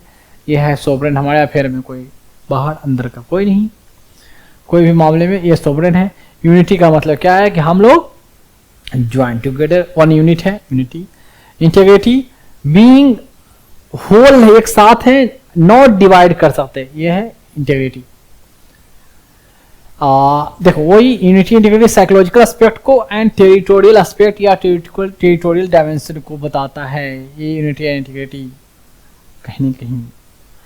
अब देखो आर्टिकल 1 में क्या कहा गया है, आर्टिकल 1 में कहा गया है क्या, यूनियन को बताया गया, मैंने पहले बताया है, India is union of state, जिसमें कौन कौन से आएंगे।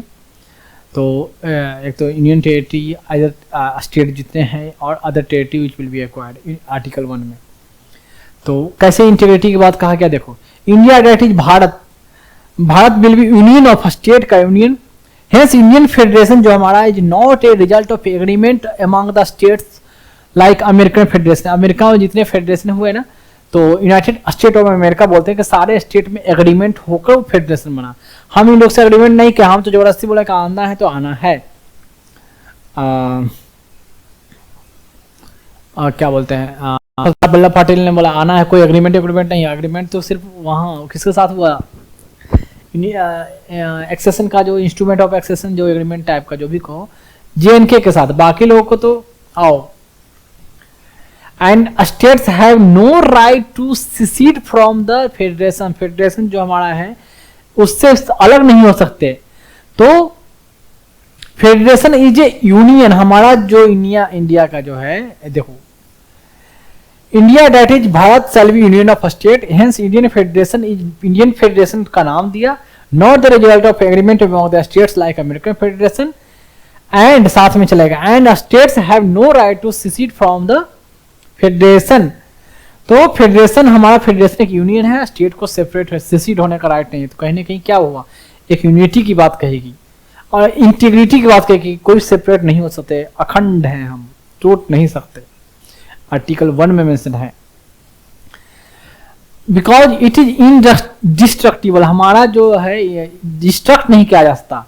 The country as an integral whole and divided, पूरा कंट्री एक होल है, एक समस्त एक है, divided into different state, different state में कई स्टेट है, यहाँ 28 स्टेट है, यूनियन टेरिटरी है, डिवाइड किया गया है, लेकिन सिर्फ किसके लिए? एडमिनिस्ट्रेशन के कन्वीनियंस के लिए, कन्वीनियंस के लिए, एडमिनिस्ट्रेटिव पर्पज से, लेकिन एज ए होल हम वन है, एक कंट्री है और कोई स्टेट को अलग होने का राइट नहीं है। हम अंदर स्टेट में जो है उसमें ही तोड़ फोड़ कर सकते हैं कि स्टेट को थोड़ा बड़ा कर दे, छोटा कर दे और दो को मिला दे, ये कर सकते हैं। वो भी ये मेंशन किसमें? आर्टिकल 3 में, ठीक है। इस्टेब्लिशमेंट ऑफ स्टेट की बात है, तो new state, creation of state, alteration of boundary, और तो वो है आर्टिकल 3 में मेंशन, वो आपको पता रहना चाहिए। ये है।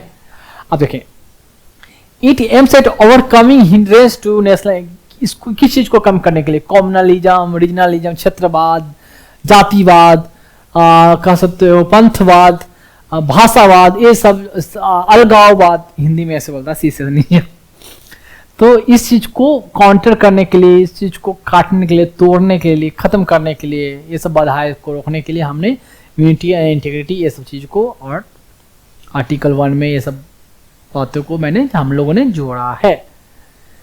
तो ये हुआ आपका डिग्निटी, यूनिटी, इंटीग्रिटी, ये सब बातें समझ में आ गया। घूम फिर कर क्या है, अब मानता हूं मैं फास्ट हूं, पर इतना भी फास्ट नहीं हूं, क्योंकि एक ही बात को बार बार क्या लपेटना है, उसमें बच्चा भी पागल हो जाता है यार।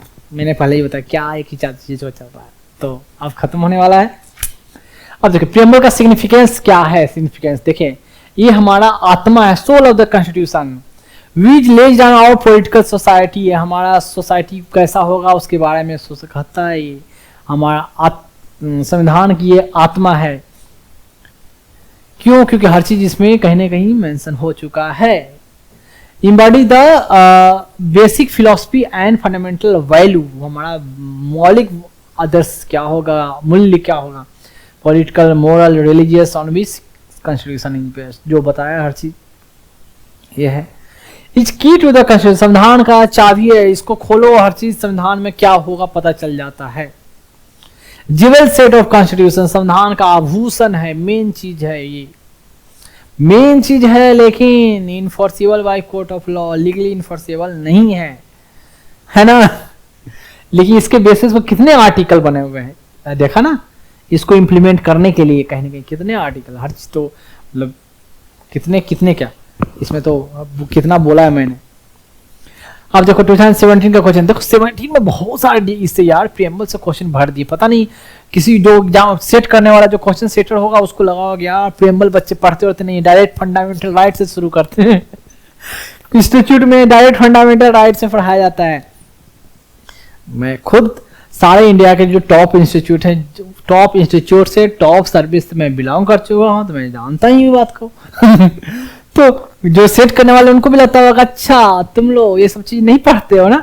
इससे देखो 3 4 5 क्वेश्चन 2017 में आया है प्रीएम्बल से। तो खैर देखो, the mind of maker of the constitution of India is reflected in which of the following, उनका ब्रेन, उनका सोच किस चीज में रिफ्लेक्ट होता है, राइट में, डीपीएससी में, ड्यूटी में, या प्रीएम्बल में। ये इत्तेफाक की बात है कि पहला ऑप्शन इन्होंने रख दिया और सही भी ऑप्शन है। अदरवाइज ज्यादातर क्या करेंगे ना, जो इजी क्वेश्चन रहेगा ना, तो देखते हैं कि इजी क्वेश्चन है तो उसका जो पहला ऑप्शन रखेंगे ना, मैक्सिमम केस में नहीं होगा वो, और ऐसा रखेंगे कि पहला बच्चा वो चुने और गलत ही हो जाता है। इसका मतलब ये नहीं है कि ए ऑप्शन हमेशा है जो नहीं चुनना है, ये है जो भी लग रहा है ये है तो गलत ही होगा ना। देखिए इजी क्वेश्चन हो ना और ये सामने आ जा रहा हो ना, थोड़ा सोचना बढ़िया से, क्या पीछे भी जाए ध्यान से देखें, क्योंकि जानबूझ के ऐसे केस में ललचाने के लिए दे देते।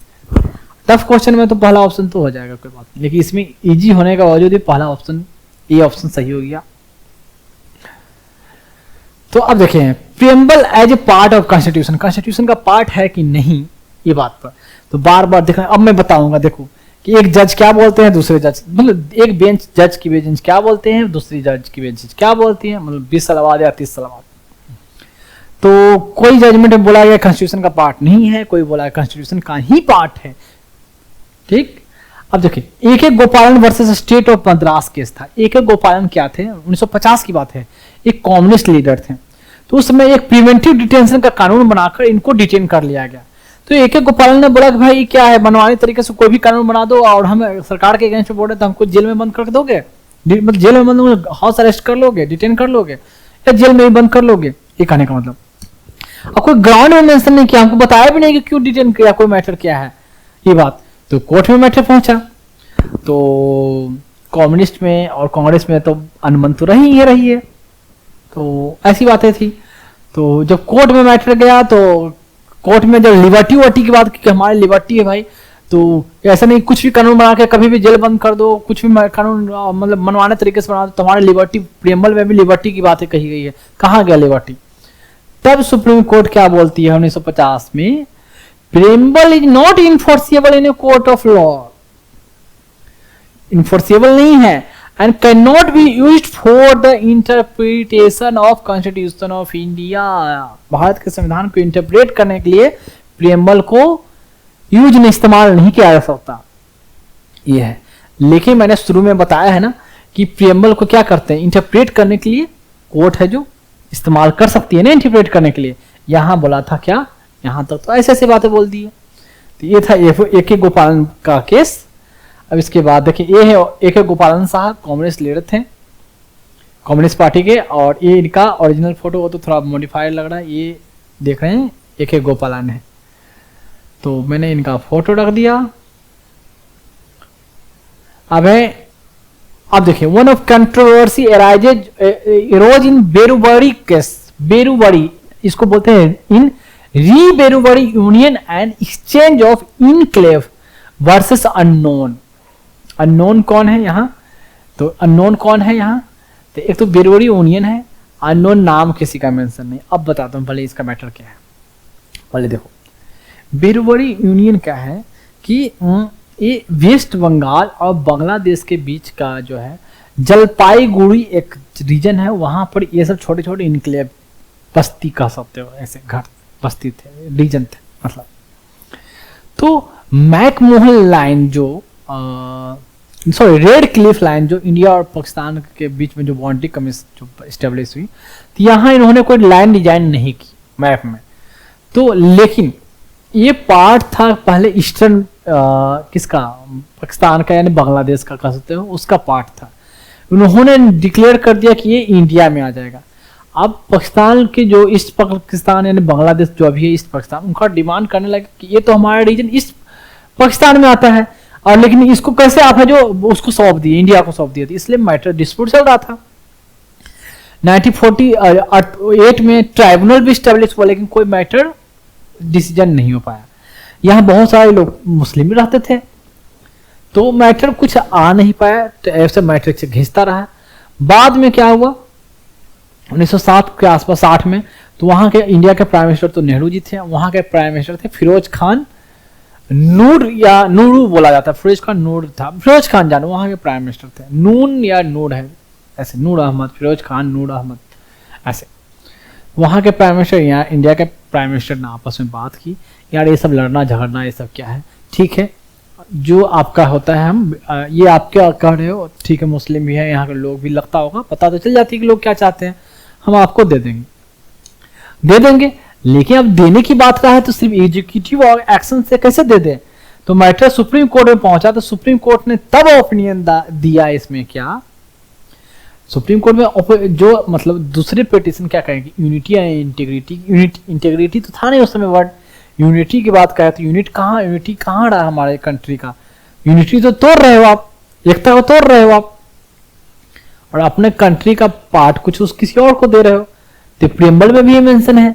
दूसरी बात, यूनियन ऑफ इंडिया कहता है क्या, कहीं भी कहता है कि कोई टेरिटरी एक्वायर कर ले, इंडिया का पार्ट कौन कौन होगा, यूनियन ऑफ इंडिया का पार्ट वो टेरिटरी होगा जो यूनियन टेरिटरी हो, स्टेट हो या कोई टेरिटरी एक्वायर करे।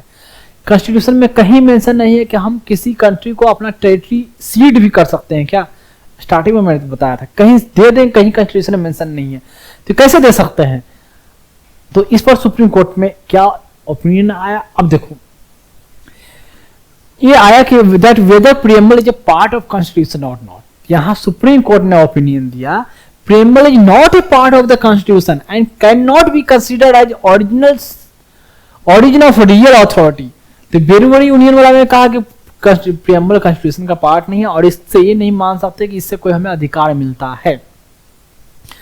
Although it is means to open the mind of framer and signify the broader aspiration for which many provisions were incorporated in the constitution। कहा कि हालांकि इसको बेस बनाकर बहुत सारे प्रोविजन कॉन्स्टिट्यूशन में बनाया गया, लेकिन ये कॉन्स्टिट्यूशन का पार्ट नहीं है। खैर, तो ये जजमेंट के बाद क्या हुआ था ना, तो ये तो हमारा प्रियम्बल से जजमेंट है। देखो बेरुवरी यूनियन कहाँ है, मैं पहले ही बता दूं, इस मैप में ज्यादा क्लियर होगा। ये है गूगल मैप सैटेलाइट व्यू, ये है बेरुवरी यूनियन, यहाँ पार्ट है, ये है बांग्लादेश वाला पार्ट, और इसके पास वाला जो है अपना वेस्ट बंगाल वाला। तो यहाँ पर छोटा सा टेरिटरी जो था, बहुत सारे इनक्लेव थे बेरुवरी यूनियन, इस मैप में देख सकते हो ऐसे है दिखाई देता है। तो गुड, ये है जी बेरुवरी यूनियन, यहाँ पर यहाँ है ये बेरुवरी यूनियन। किशनगंज, पूर्णिया, कटिहार, ये बिहार का है, पता है ना। बिहार के अगर जो हो उनको पता होना चाहिए, वेस्ट बंगाल का हो और जलपाईगुड़ी नहीं पता तो क्या। तो देखो ये तो बात का बात है। तो ये तो हुआ, तो प्रियम्बल के बारे में तो ऐसे बातें सुप्रीम कोर्ट ने बड़ी बड़ी चौड़ी लंबी चौड़ी बातें कहा दी।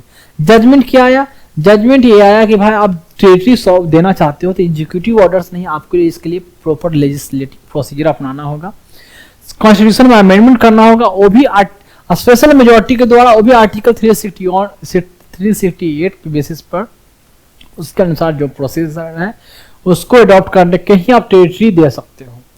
अपने स्टेट में कोई स्टेट बनाना है, जोड़ना है, तोड़ना है तो सिंपल मेजोरिटी से होगा, ठीक है। आर्टिकल 3-4 में सब मेंशन है, सिंपल मेजोरिटी से होगा। लेकिन किसी को देना है अदर फॉरेन स्टेट को, फॉरेन कंट्री को, तो उसके लिए आपको 368 का प्रोसीजर फॉलो करना होगा। ठीक, अब यूनियन दिखा दिया, ये पिक्चर दिखा दिया सैटेलाइट में। अब आ जाते हैं केशवानंदा भारती। ये तो बहुत लंबी चौड़ी, तो पहले से कई बार डिस्कस कर चुका हूं क्या है केशवानंदा बाबा। ये जो इनका जो प्रॉपर्टी ले लिया था, इनका जो क्या बोलते हैं उनको, उनका मठ को मोनेस्ट्री, तो उनका जो प्रॉपर्टी था उन्होंने ले लिया, तो उसके बारे में कोर्ट में गए, साथ में मैटर चला, तो वहां भी supreme court rejected the early opinion. यहाँ देखिए, यहाँ पहले जो जज छोटी छोटी बातें, छोटा दिल, छोटा सोच था उनका, यहाँ के जजेस का बहुत broad thinking. Supreme court rejected the earlier opinion and held, ये कहा held that preamble is a part of constitution of India का ये पार्ट है, ठीक है। एंड देखो, constitution should be read and interpreted, पढ़ा जाना चाहिए और व्याख्या किया जाना चाहिए in the light of grand and noble vision expressed in the preamble. तो कॉन्स्टिट्यूशन को कैसे पढ़ा जाना चाहिए, कैसे इंटरप्रेट किया जाना चाहिए, जो हमारा बड़ा सा विजन, विशाल विजन, ग्रैंड और शानदार विजन जो था हमारा था, नोवल विजन था, जो एक्सप्रेस किया गया है प्रियम्बल में, उसको देखते हुए कॉन्स्टिट्यूशन को इंटरप्रेट किया जाना चाहिए। केशवानंदा भारती का जजमेंट था। प्रियम्बल के बारे में ये बोला गया सुप्रीम कोर्ट में, केशवानंदा भारती वाला केस में। Judicial review, basic feature of constitution, बाकी बेसिक फीचर का कॉन्स्टिट्यूशन को बोला, जुडिशियल इंडिपेंडेंस को बात करा, उसको कर्टेल नहीं किया जा सकता, ये सब चीजें इसमें डिस्कशन थी। केशवानंदा भारती केस 1973, और यहां से बोला कि प्रियम्बल हमारा कॉन्स्टिट्यूशन का पार्ट है, ठीक। तो प्रियम्बल के बारे में फिर वही होगा, क्यों गया होगा प्रियम्बल के बारे में गए होंगे कि वहां भी इक्वालिटी की बात कही गई होगी, प्रॉपर जमीन ले लिए, हटा दिए, इक्वालिटी की बात, लिबर्टी की बात कही गई होगी, सोशल इक्वालिटी की बात कही गई होगी। तो अपोजिशन वाले ने बोला होगा, मतलब अपोजिशन मतलब कहने का मतलब जो पिटीशन के अगेंस्ट जो होंगे वो बोले होंगे कि भाई सरकार ये कर रही है कि हम सोसाइटी में इक्वलिटी लाएं, ठीक है, जमीन इसलिए हम उनका कब्जा करके गरीबों को देना चाहते हैं, लेकर गरीबों को देना चाहते हैं जिनको नहीं, इनके पास मठ वाले के पास बहुत जमीन है, इतना सारा जरूरत क्या है, इतना सारा हम नियम बनाए कि इससे ज्यादा जमीन केरला में नहीं रख सकता कोई भी। प्रियम्बल भी कहता है कि हाँ सोशल इक्वलिटी मेंटेन करना है, तो पिटीशन वाले कहेंगे कि प्रियम्बल तो पार्ट है नहीं कॉन्स्टिट्यूशन का, इस चीज को कहाँ क्यों इनका वकील बार बार चर्चा करता है प्रियम्बल प्रियम्बल प्रियम्बल। तो केशवानंद भारती वाले जजमेंट जज ने बोला होगा नहीं नहीं नहीं प्रियम्बल क्यों नहीं पार्ट है कॉन्स्टिट्यूशन का बात। तब आया प्रियम्बल की बातें। अदरवाइज मैं प्रियम्बल बोल के निकल जाऊंगा तो तुम सोचोगे नहीं कि भाई जमीन इनका हड़पा था, ये प्रियम्बल वाले बातें कहाँ से आ गया, वो तो प्रॉपर्टी की बातें थी, तो प्रियम्बल और ये कहाँ बोल दिया कि प्रियम्बल के बारे में वर्डिंग बोला क्यों बोला, ये पता होना चाहिए ना, तो ऐसा रटो के याद ही नहीं रहेगा क्यों बोला, क्योंकि social equality social equality, economic equality, political equality, वो सब बातें हैं। तो इसके बारे में आर्गुमेंट चल रहा होगा, डिबेट, और जब जजमेंट होगा तो उनको आर्गुमेंट को काटने के लिए जो भी जजमेंट देना, एक्सप्लेन करने के लिए जजेज को, तो ऐसे जजमेंट होती है। अब देखें एक जजमेंट है लाइफ इंश्योरेंस ऑफ इंडिया। देखिए LIC जो है आप जानते हैं पब्लिक सेक्टर कंपनी है, इसके कुछ पॉलिसी थे कि सबको पॉलिसी नहीं दे रही थी, मतलब पॉलिसी कर रहा हूं LIC जो है कुछ डिस्क्रिमिनेट करे तो कुछ ही लोगों को पॉलिसी दे रही थी, जितना इससे प्रॉपर्टी है, इससे जितना इनका वेल्थ है तो ही प्रॉपर्टी पॉलिसी देगा, ताकि क्लेम उलेम ज्यादा ना करें वो, और इनको प्रॉफिट होने का ज्यादा चांस हो। तो मैटर सुप्रीम कोर्ट में गया, तो सुप्रीम कोर्ट में बोला कि भाई सबको इक्वालिटी है, सबको पॉलिसी का राइट है, पॉलिसी का राइट लेना, पॉलिसी लेना एक फंडामेंटल राइट है, बोल दिया उसमें right to policy also a fundamental right under article 21 policy, और आप इस पर डिस्क्रिमिनेट नहीं कर सकते, इक्वालिटी का राइट है लोगों का, प्रोविजन 15 के अंदर प्रोविजन ऑफ डिस्क्रिमिनेशन और रिलीजन रेस कास्ट स्टेटस, और 14 में equality of state and opportunity की बात करेगा, तो किसी को आप स्पेशल प्रेफरेंस कैसे दे सकते हो, प्रिविलेज कैसे दे सकते हो, सिर्फ वो लोग इंश्योरेंस करवा सकते हैं जो एबल है, आपको पॉलिसी भर सकते हैं वो पॉलिसी करवाए, पॉलिसी क्यों नहीं करवा सकते हैं, ये मैटर वहां हुआ था। फिर प्रियम्बल के बारे में कुछ वहां भी टिप्पणी दे दी, वही इक्वालिटी लिबर्टी फ्रेटर्निटी की बात हो गई, सोशल इक्वालिटी, तो वहां प्रियम्बल में बोल दिया LIC। फिर सुप्रीम कोर्ट ने देखें क्या बोला, held that preamble is an integral part of the Constitution of India, जैसे केशवानंद भारती ने बोला, preamble was enacted by Constituent Assembly at the end, दम खत्म होने के बाद सब कॉन्स्टिट्यूशन ड्राफ्ट किया गया, उसके बाद preamble बनाया गया, after rest of the Constitution was already enacted। मैं बोला ना इनैक्ट वर्ड जो था कॉन्स्टिट्यूशन का, enacted law promulgated, law enacted, ऐसे इनैक्टेड वर्ड यूज होता है, इनैक्टेड यूज करना है, मेक मेड नहीं। जानबूझ के मैंने ये सब वर्डिंग कुछ मेंशन किया है, पहले भी मैं बताता हूँ कि कुछ जब पॉलिटी लिख रहे हो तो कुछ पॉलिटी वाली लैंग्वेज लिखना होगा, इकोनॉमिक्स जब पढ़ाऊंगा इकोनॉमिक्स की वर्डिंग इस्तेमाल करनी होगी। It was to ensure that it was in conformity with the constitution, कि इसके साथ कॉन्स्टिट्यूशन के साथ ये तालमेल बना रहे, ये इंश्योर किया गया है, इसलिए प्रियम्बल कॉन्स्टिट्यूशन का पार्ट है। एंड कब बनाया गया, ये उसके बाद। तो इतना सब बोला गया लेकिन इनफोर्सेबल नहीं है, ये बात जानो। अब नोट में कुछ बातें हैं जो मैं बता दूं। Preamble is neither source of power to legislature के लिए सोर्स ऑफ, देखें neither a source of power to legislature not a provision upon the power of legislature, नहीं सोर्स ऑफ पावर है, मतलब उससे सोर्स पावर मतलब उससे शक्ति मिलती है लेजिस्लेचर को, लेजिस्लेचर मतलब विधायिका को जो कानून बनाने वाले हैं MP या MLA, और नहीं उनके पावर में ये कोई प्रोविट रोकता है उनको, तो जैसे मन चाहे उसे पावर ले या उसको बेस बना के कानून बनाए, उसमें कोई नहीं रोक सकता। एंड फिर से मैं रिपीट कर दूं, it is non justiciable, that is provision are not enforceable in court, court में इसको इन्फोर्स नहीं किया जा सकता, इसके बेसिस पर एक्ट जो बने हैं अदर फंडामेंटल राइट जो भी हो उनको इन्फोर्स किया जा सकता है, लेकिन सिर्फ इसको बेसिस पर देखा जाए प्रियम्बल पर से इट्स नॉट इन्फोर्सेबल। अब देखिए एक क्वेश्चन देख लिया जाए 2020 preamble to the constitution of India is a, preamble के बारे में, ये part of the constitution but has no legal effect, constitution का पार्ट पर इसका कोई लीगल इफेक्ट नहीं है, कानूनी कोई इफेक्ट नहीं है। Not a part of the constitution has no legal effect, either तो नहीं पार्ट है कॉन्स्टिट्यूशन का, नहीं कोई लीगल इफेक्ट है। A part of the constitution and has the same legal effect as any other part, किसी और का पार्ट का जैसा लीगल इफेक्ट है वैसे इसका इफेक्ट है। A part of the constitution but has no legal effect independently of other parts. तो ऑप्शन है इसका देखें, ए और डी को देखो। A part of the constitution but has no legal effect, a part of the constitution but has no legal effect, इतना same है। Independently of other part, other part से इंडिपेंडेंट है, ये कॉन्स्टिट्यूशन का part है लेकिन अदर पार्ट से independent, ये जैसे पार्ट 1 2 3 4 उससे इंडिपेंडेंट है, लीगली इसका इफेक्ट नहीं है, लीगली इन्फोर्सेबल नहीं है। तो ये दोनों में ज्यादा करेक्ट कौन है? ये भी सही है ना, इंडिपेंडेंट ऑफ अदर पार्ट से इंडिपेंडेंट है, उससे जुड़ा हुआ नहीं है। तो कॉन्स्टिट्यूशन का पार्ट है, इंट्रोडक्शन है, लेकिन लीगल फोर्स नहीं है और अदर पार्ट से इंडिपेंडेंट है, तो ज्यादा करेक्ट होगा आपका ऑप्शन डी। तो इतना बोलकर थोड़ा बच्चों को कंफ्यूज कर दिया। Legal effect but has no legal effect, but has no legal effect. आ देखिए ये वर्डिंग देखें, इंडिपेंडेंटली ऑफ अदर पार्ट्स, यहां ना कॉमा ना कुछ ऐसा रिदम नहीं और ऐसा लिख दिया गया है, आया है तो आया है। देखो कौन ज्यादा बेटर है। अब है amendability of the preamble, preamble को अमेंड कैसे किया जा सकता है, क्या अमेंड किया जा सकता है या नहीं।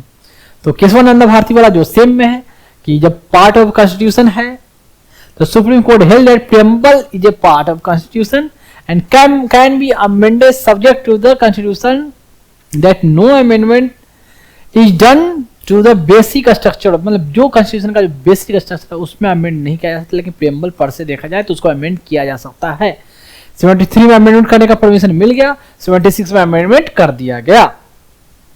तो 76 में अमेंडमेंट करके ये सब जोड़ा गया ना, तो ये तो मैं पहले ही बता चुका हूं। तो 73 में बोल दिया है कि अमेंडमेंट भी कर सकते हैं, जैसे कि बात चल रही होगी भाई कि इस बहुत सारे क्या बताया 38 अमेंडमेंट एक्ट 39 40 वो सब अमेंडमेंट चल रहा था ना उस समय, साथ में जुडिशियल पावर को कटेन, तो ऐसे ही बात चला गया क्या इसको भी अमेंड कर सकते हैं क्या लोग बाद में। तो नहीं भाई, इसको अमेंड कर सकते हो ऐसा नहीं है, लेकिन कुछ भी करो लेकिन बेसिक स्ट्रक्चर। अब बेसिक स्ट्रक्चर क्या है, एक तो उतना हर बार जजमेंट में बोल देते हैं कि ये भी बेसिक स्ट्रक्चर, ये भी बेसिक स्ट्रक्चर, ये भी बेसिक स्ट्रक्चर, कुछ और बना दे जज बोल देंगे क्या ये जो बनाया हो ना this is not the, you are infringing the basic structure of the constitution, ले अपने मन से बोल भी सकते। तो बेसिक स्ट्रक्चर बड़ा हथियार है। अब लेकिन ये लंबा ये पूरा नहीं दिया है लिस्ट में, बेसिक स्ट्रक्चर कौन कौन है वो हर जजमेंट में जुड़ते जाती है, हर बार जुड़ते जाता है, ऐड होते जाता है, टक टक टक टक टक। जैसे राइट टू लाइफ है 21, तो लिस्ट है, कोई जितना लिस्ट है वो हर बार नया नया लिस्ट और तैयार होते जाता है जजमेंट के अनुसार ही। तो ऐसे ही ये है।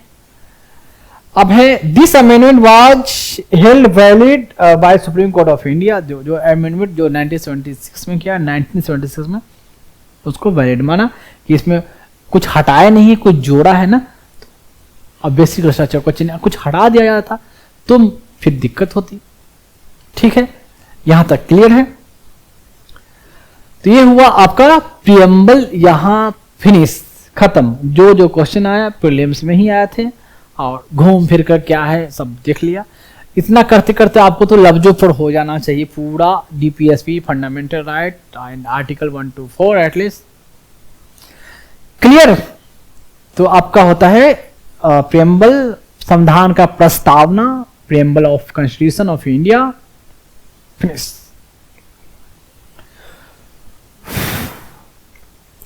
तो अभी तक में यहां तक में किन्हीं को किसी को कुछ पूछना है तो पूछ सकते हैं। टॉपिक खत्म होने के बाद मैं बता दूं, थोड़ा सा मैं अपने चैनल के बारे में कोई प्रमोट एडवर्टाइज नहीं कर रहा, बस थोड़ा सा बताना पड़ता है। ये हमारे चैनल जो आप YouTube पर जो देख रहे हो उसका तो नाम ऑलरेडी पता चल गया होगा, तभी आप खोल के देख रहे हो। तो ये YouTube पर चैनल इस नाम से है और मेरी जहां भी लोगो होगी हमारा तिरंगा वो होगा। फेसबुक पे, ट्विटर पे, जिसको एक्स बोलते हैं, या यूट्यूब पे या इंस्टाग्राम वेरीवर। तो इसकी जो आईडी होगी इस नाम से देख सकते हैं, ऐसे इसे सर्च कर सकते हैं। क्या है, @Dr.Vikas ठीक। एंड नेक्स्ट चलते हैं, और जैसे सब लोग बोलते हैं या एज यू विश जैसे फॉलो करो, क्या बोला जाता है, like subscribe and follow something something like that. तो योर विश, अगर अच्छा लगे तो ही करेंगे, अगर बेनिफिट हो रहा है तो ही करेंगे, कोई कंपल्सरी कोई दबाव ऐसा नहीं है, ठीक है। खुद अगर लगा कि हाँ हमने समथिंग डिफरेंट अचीव किया, कुछ मुझे अच्छा मिला, दिन ओनली, कोई कंपल्सरी नहीं है। और जो मैंने कोशिश की है बेस्ट से बेस्ट देने की, मैंने अपने बच्चों के लिए कोशिश की है। और ये इंस्टाग्राम का है, इंस्टाग्राम का ये लोगो, जैसे यहाँ यूट्यूब का लोगो था, ये इंस्टाग्राम का लोगो है। और जो हमारी जो आईडी है ये पता नहीं थोड़ा आगे पीछे हो गया है, इसमें एक साथ होनी चाहिए था, पता नहीं मैं स्लाइड में करता हूं तो ये आगे पीछे हो जाता, मैंने पहले ही बताया है। तो एक साथ नहीं होगी, Dr.Vikas_IAS। तो ये रहेगा आपका इंस्टाग्राम पर। हालांकि यूट्यूब इंस्टाग्राम जितने भी है सब लिंक किया हुआ है, तो एक से जाकर दूसरी जगह आप जा सकते हो। तो थोड़ा सा इसी एक जगह कर लेंगे, ये ओपन अप डाउन हो गया है। लैपटॉप में तो नॉर्मल दिखता है स्लाइड में, पर इसमें करने के बाद यहाँ ऐसे आ जाता है डिजिटल बोर्ड पे। तो ये चला गया, ये एक बार कोड भी इंस्टाग्राम में शायद जनरेट होता है, इसलिए ऐसे है। तो बार कोड को स्कैन करके भी चाहे तो वहां पहुंच सकते हैं। तो ये वीडियो हर जगह अवेलेबल होगी, कुछ कुछ शॉर्ट जो बोलते हैं छोटे छोटे वीडियो में डालना, तो वो सब डाला हुआ मिलेगा आपको। तो अगर स्कैन हो जाती है तो वीडियो से तो गुड। इसको थोड़ा मैं और जूम कर दूं, ये रहा इंस्टाग्राम का। अब देखेंगे ये है ट्विटर, जिसको अब एक्स बोलते हैं, पहले ओल्ड ये था ट्विटर एंड अब हो गया है एक्स। तो एक्स में जो हमारी अकाउंट है ऐसे फॉर्मेट जो आपको दिखेगी ऐसे इस तरीके से दिखेगा। और जो आईडी जो होता है @Dr_Vikas_IAS, तो इस नाम से आएगा ऐसे। एंड नेक्स्ट है फेसबुक पे। तो फेसबुक पे इस नाम से फेसबुक का लोगो एंड जो चैनल रहेगा उस पर ऐसे आएगी। और आई थिंक सिंपल ये डालने से ही शायद ओपन हो जाए या आपको सामने विजिबल होगा, तो ये आप देख सकते हो, ठीक है। और चलते हैं लास्ट, थोड़ा अजीब सा लगता है बोलने में, पता नहीं। ये है बार कोड। मैंने जो पर्पस बताया कि बच्चों के लिए मैं ये कलेक्ट कर रहा हूं, मैं एक बात बता दूं कि जिन बच्चों के लिए मैं कलेक्ट कर रहा हूं ना, वो ऐसा नहीं है कि वो और फेल ही रहेंगे, उनको मैंने अपनाया है। तो एज ए उन बच्चों का सिर्फ जैसे मैं बता दूं, कोई अपने बच्चों को पालता है, कोई बाप अपने बच्चों को पालने के लिए मेहनत करता है, ठीक है। तो बस बेसिकली वही है कि मैं उन बच्चों को अपने पालने के लिए मैं ये मेहनत कर रहा हूं। तो उन बच्चों का सिर्फ मैं बाप ही नहीं हूं, मैं उन बच्चों का माँ भी हूं, दोनों हूं। तो सोचिए मुझे उससे कितनी ज्यादा मेहनत करनी पड़ेगी, ठीक है। कोई मैं क्लियर कर दूं कि मैं कोई एनजीओ नहीं चला रहा हूं, कि एनजीओ अगर चलाऊंगा तो पर्पस तो वही होगी, बात तो वही होगी कि बच्चे ऑलरेडी तो कोई अनाथालय एनजीओ कोई चला रही है, तो वहां से लाके मैं फिर से वहां अनाथालय में भोग दिया। तो ये कोई एनजीओ नहीं है, ये मेरे बच्चे होंगे, तो इसलिए उनके लिए मैं लोगों से डोनेशन नहीं मांग रहा हूं। मैं जिनसे भी मांग रहा हूं, जो फी मांग रहा हूं, जो गुरु दक्षिणा बोले वो मांग रहा हूं, ना कि डोनेशन की बात मैंने की है। तो मैं अपने बच्चों के लिए एज एन बाप की तरह, एज एन बाप और नहीं सिर्फ बाप एंड माँ दोनों की तरह मैं उनके लिए मेहनत कर रहा हूं, ठीक है, उनके नरिशमेंट के लिए, और उनके लिए मैं फंड रेज कर रहा हूं, पैसे कलेक्ट कर रहा हूं। तो ये पर्पस है, ना कि है कि डोनेशन मांगना या चंदा मांगना बच्चों के लिए, बिल्कुल नहीं। तो ये क्यूआर कोड है, गूगल पे का है, शायद आपको दिख जाएगा, स्कैन हो जाएगी वीडियो से। नहीं होती है तो फिर कोई बात नहीं, नीचे यूजर कुछ यूपीआई आईडी मैंने वैसे मेंशन कर दिया है, ये है यूपीआई आईडी एंड थोड़ा बड़ा account number and IFSC code. तो मैं बोल दूं यूपीआई आईडी क्या है, विकास VIKASH JIP JIPMER JIPMER JIPMER @OK axis. ऐसे मैंने ऐसे बनाया नहीं, अपने आप ऑटोमेटिक ऐसे आ जाता है। अब अकाउंट नंबर जो मेंशन है 92 00100216200810। मुझे भी कोई अपना अकाउंट नंबर याद नहीं था, मैं बता दूं। एंड IFSC कोड वही मुझे याद नहीं है, वो भी है UTIB 003494, सॉरी 000 है, UTIB 003494, ये IFSC कोड है। तो पर्पस बता दिया, आपकी दिस बता दिया, जो भी हो, बाकी ये यहां तक ये, और फिर आगे धीरे धीरे ऐसे नेक्स्ट चैप्टर पे मैं चलते रहूंगा। तो ऑलरेडी मैंने कवर किया है, बताया है। एक बात और, पॉलिटी में आपको जावा कनेक्शन मिलेगा, एक चैप्टर से का लिंक बहुत से, पर जब मैं इकोनॉमिक्स पढ़ाऊंगा ना, उसमें रिलेटिवली थोड़ा कम लिंकिंग रहेगा, पर जहां लिंक रहेगा मैं थोड़ा थोड़ा इंट्रोडक्शन देकर चला आगे बढ़ूंगा। पर पॉलिटी में बहुत ज्यादा लिंक है, तो एक चैप्टर के साथ बहुत सारे मल्टीपल चैप्टर कवर हो जाते हैं। ठीक है, क्लियर? तो डरना नहीं है, धीरे धीरे सब चीज हो जाता है, शांति से ध्यान से पढ़ना है। और मैंने ऐसे पढ़ाया है कि यहां तक कि बच्चा तक मैंने ऐसे पढ़ाया कि अगर 10th क्लास का बच्चा हो, अगर वो टाइम दे, ध्यान से देखे, आराम से फोकस करे, तो वो आसानी से समझ सकता है। ठीक है, तो आपको इसमें आपको सिर्फ इंटेलिजेंट की जरूरत नहीं है, साथ में आपको इसके लिए क्या है, पेशेंस की जरूरत है कि आप ध्यान से सुनो, बैठो, पढ़ो, तो ही आप समझ सकते हो। ठीक है, तो मैंने हर पहलू को जो मैंने बताया है कि हर एस्पेक्ट को मैंने कवर की है। तो यहां तक इतना, बाकी बहुत सारी डिटेल बाकी जब बीच बीच में तो आते ही रहता है, तो आगे मैं बताते रहूंगा, या अभी जो बताते रहूंगा ऑलरेडी कवर हो चुका है, मैं बता चुका हूं पहले भी। ऑफलाइन ऑलरेडी मैंने ऑलमोस्ट खत्म कर दिए है, पर ऑनलाइन जो कंटेंट है वो अब आपको अवेलेबल हो रहा है ऑनलाइन के फॉर्म में। क्लियर है? तो अभी तो पॉलिटी वाली मिलेगी आपको, बाद में उसके बाद आपको इकोनॉमिक्स की क्लासेस मिलेगी आपको ऑनलाइन फॉर्म में।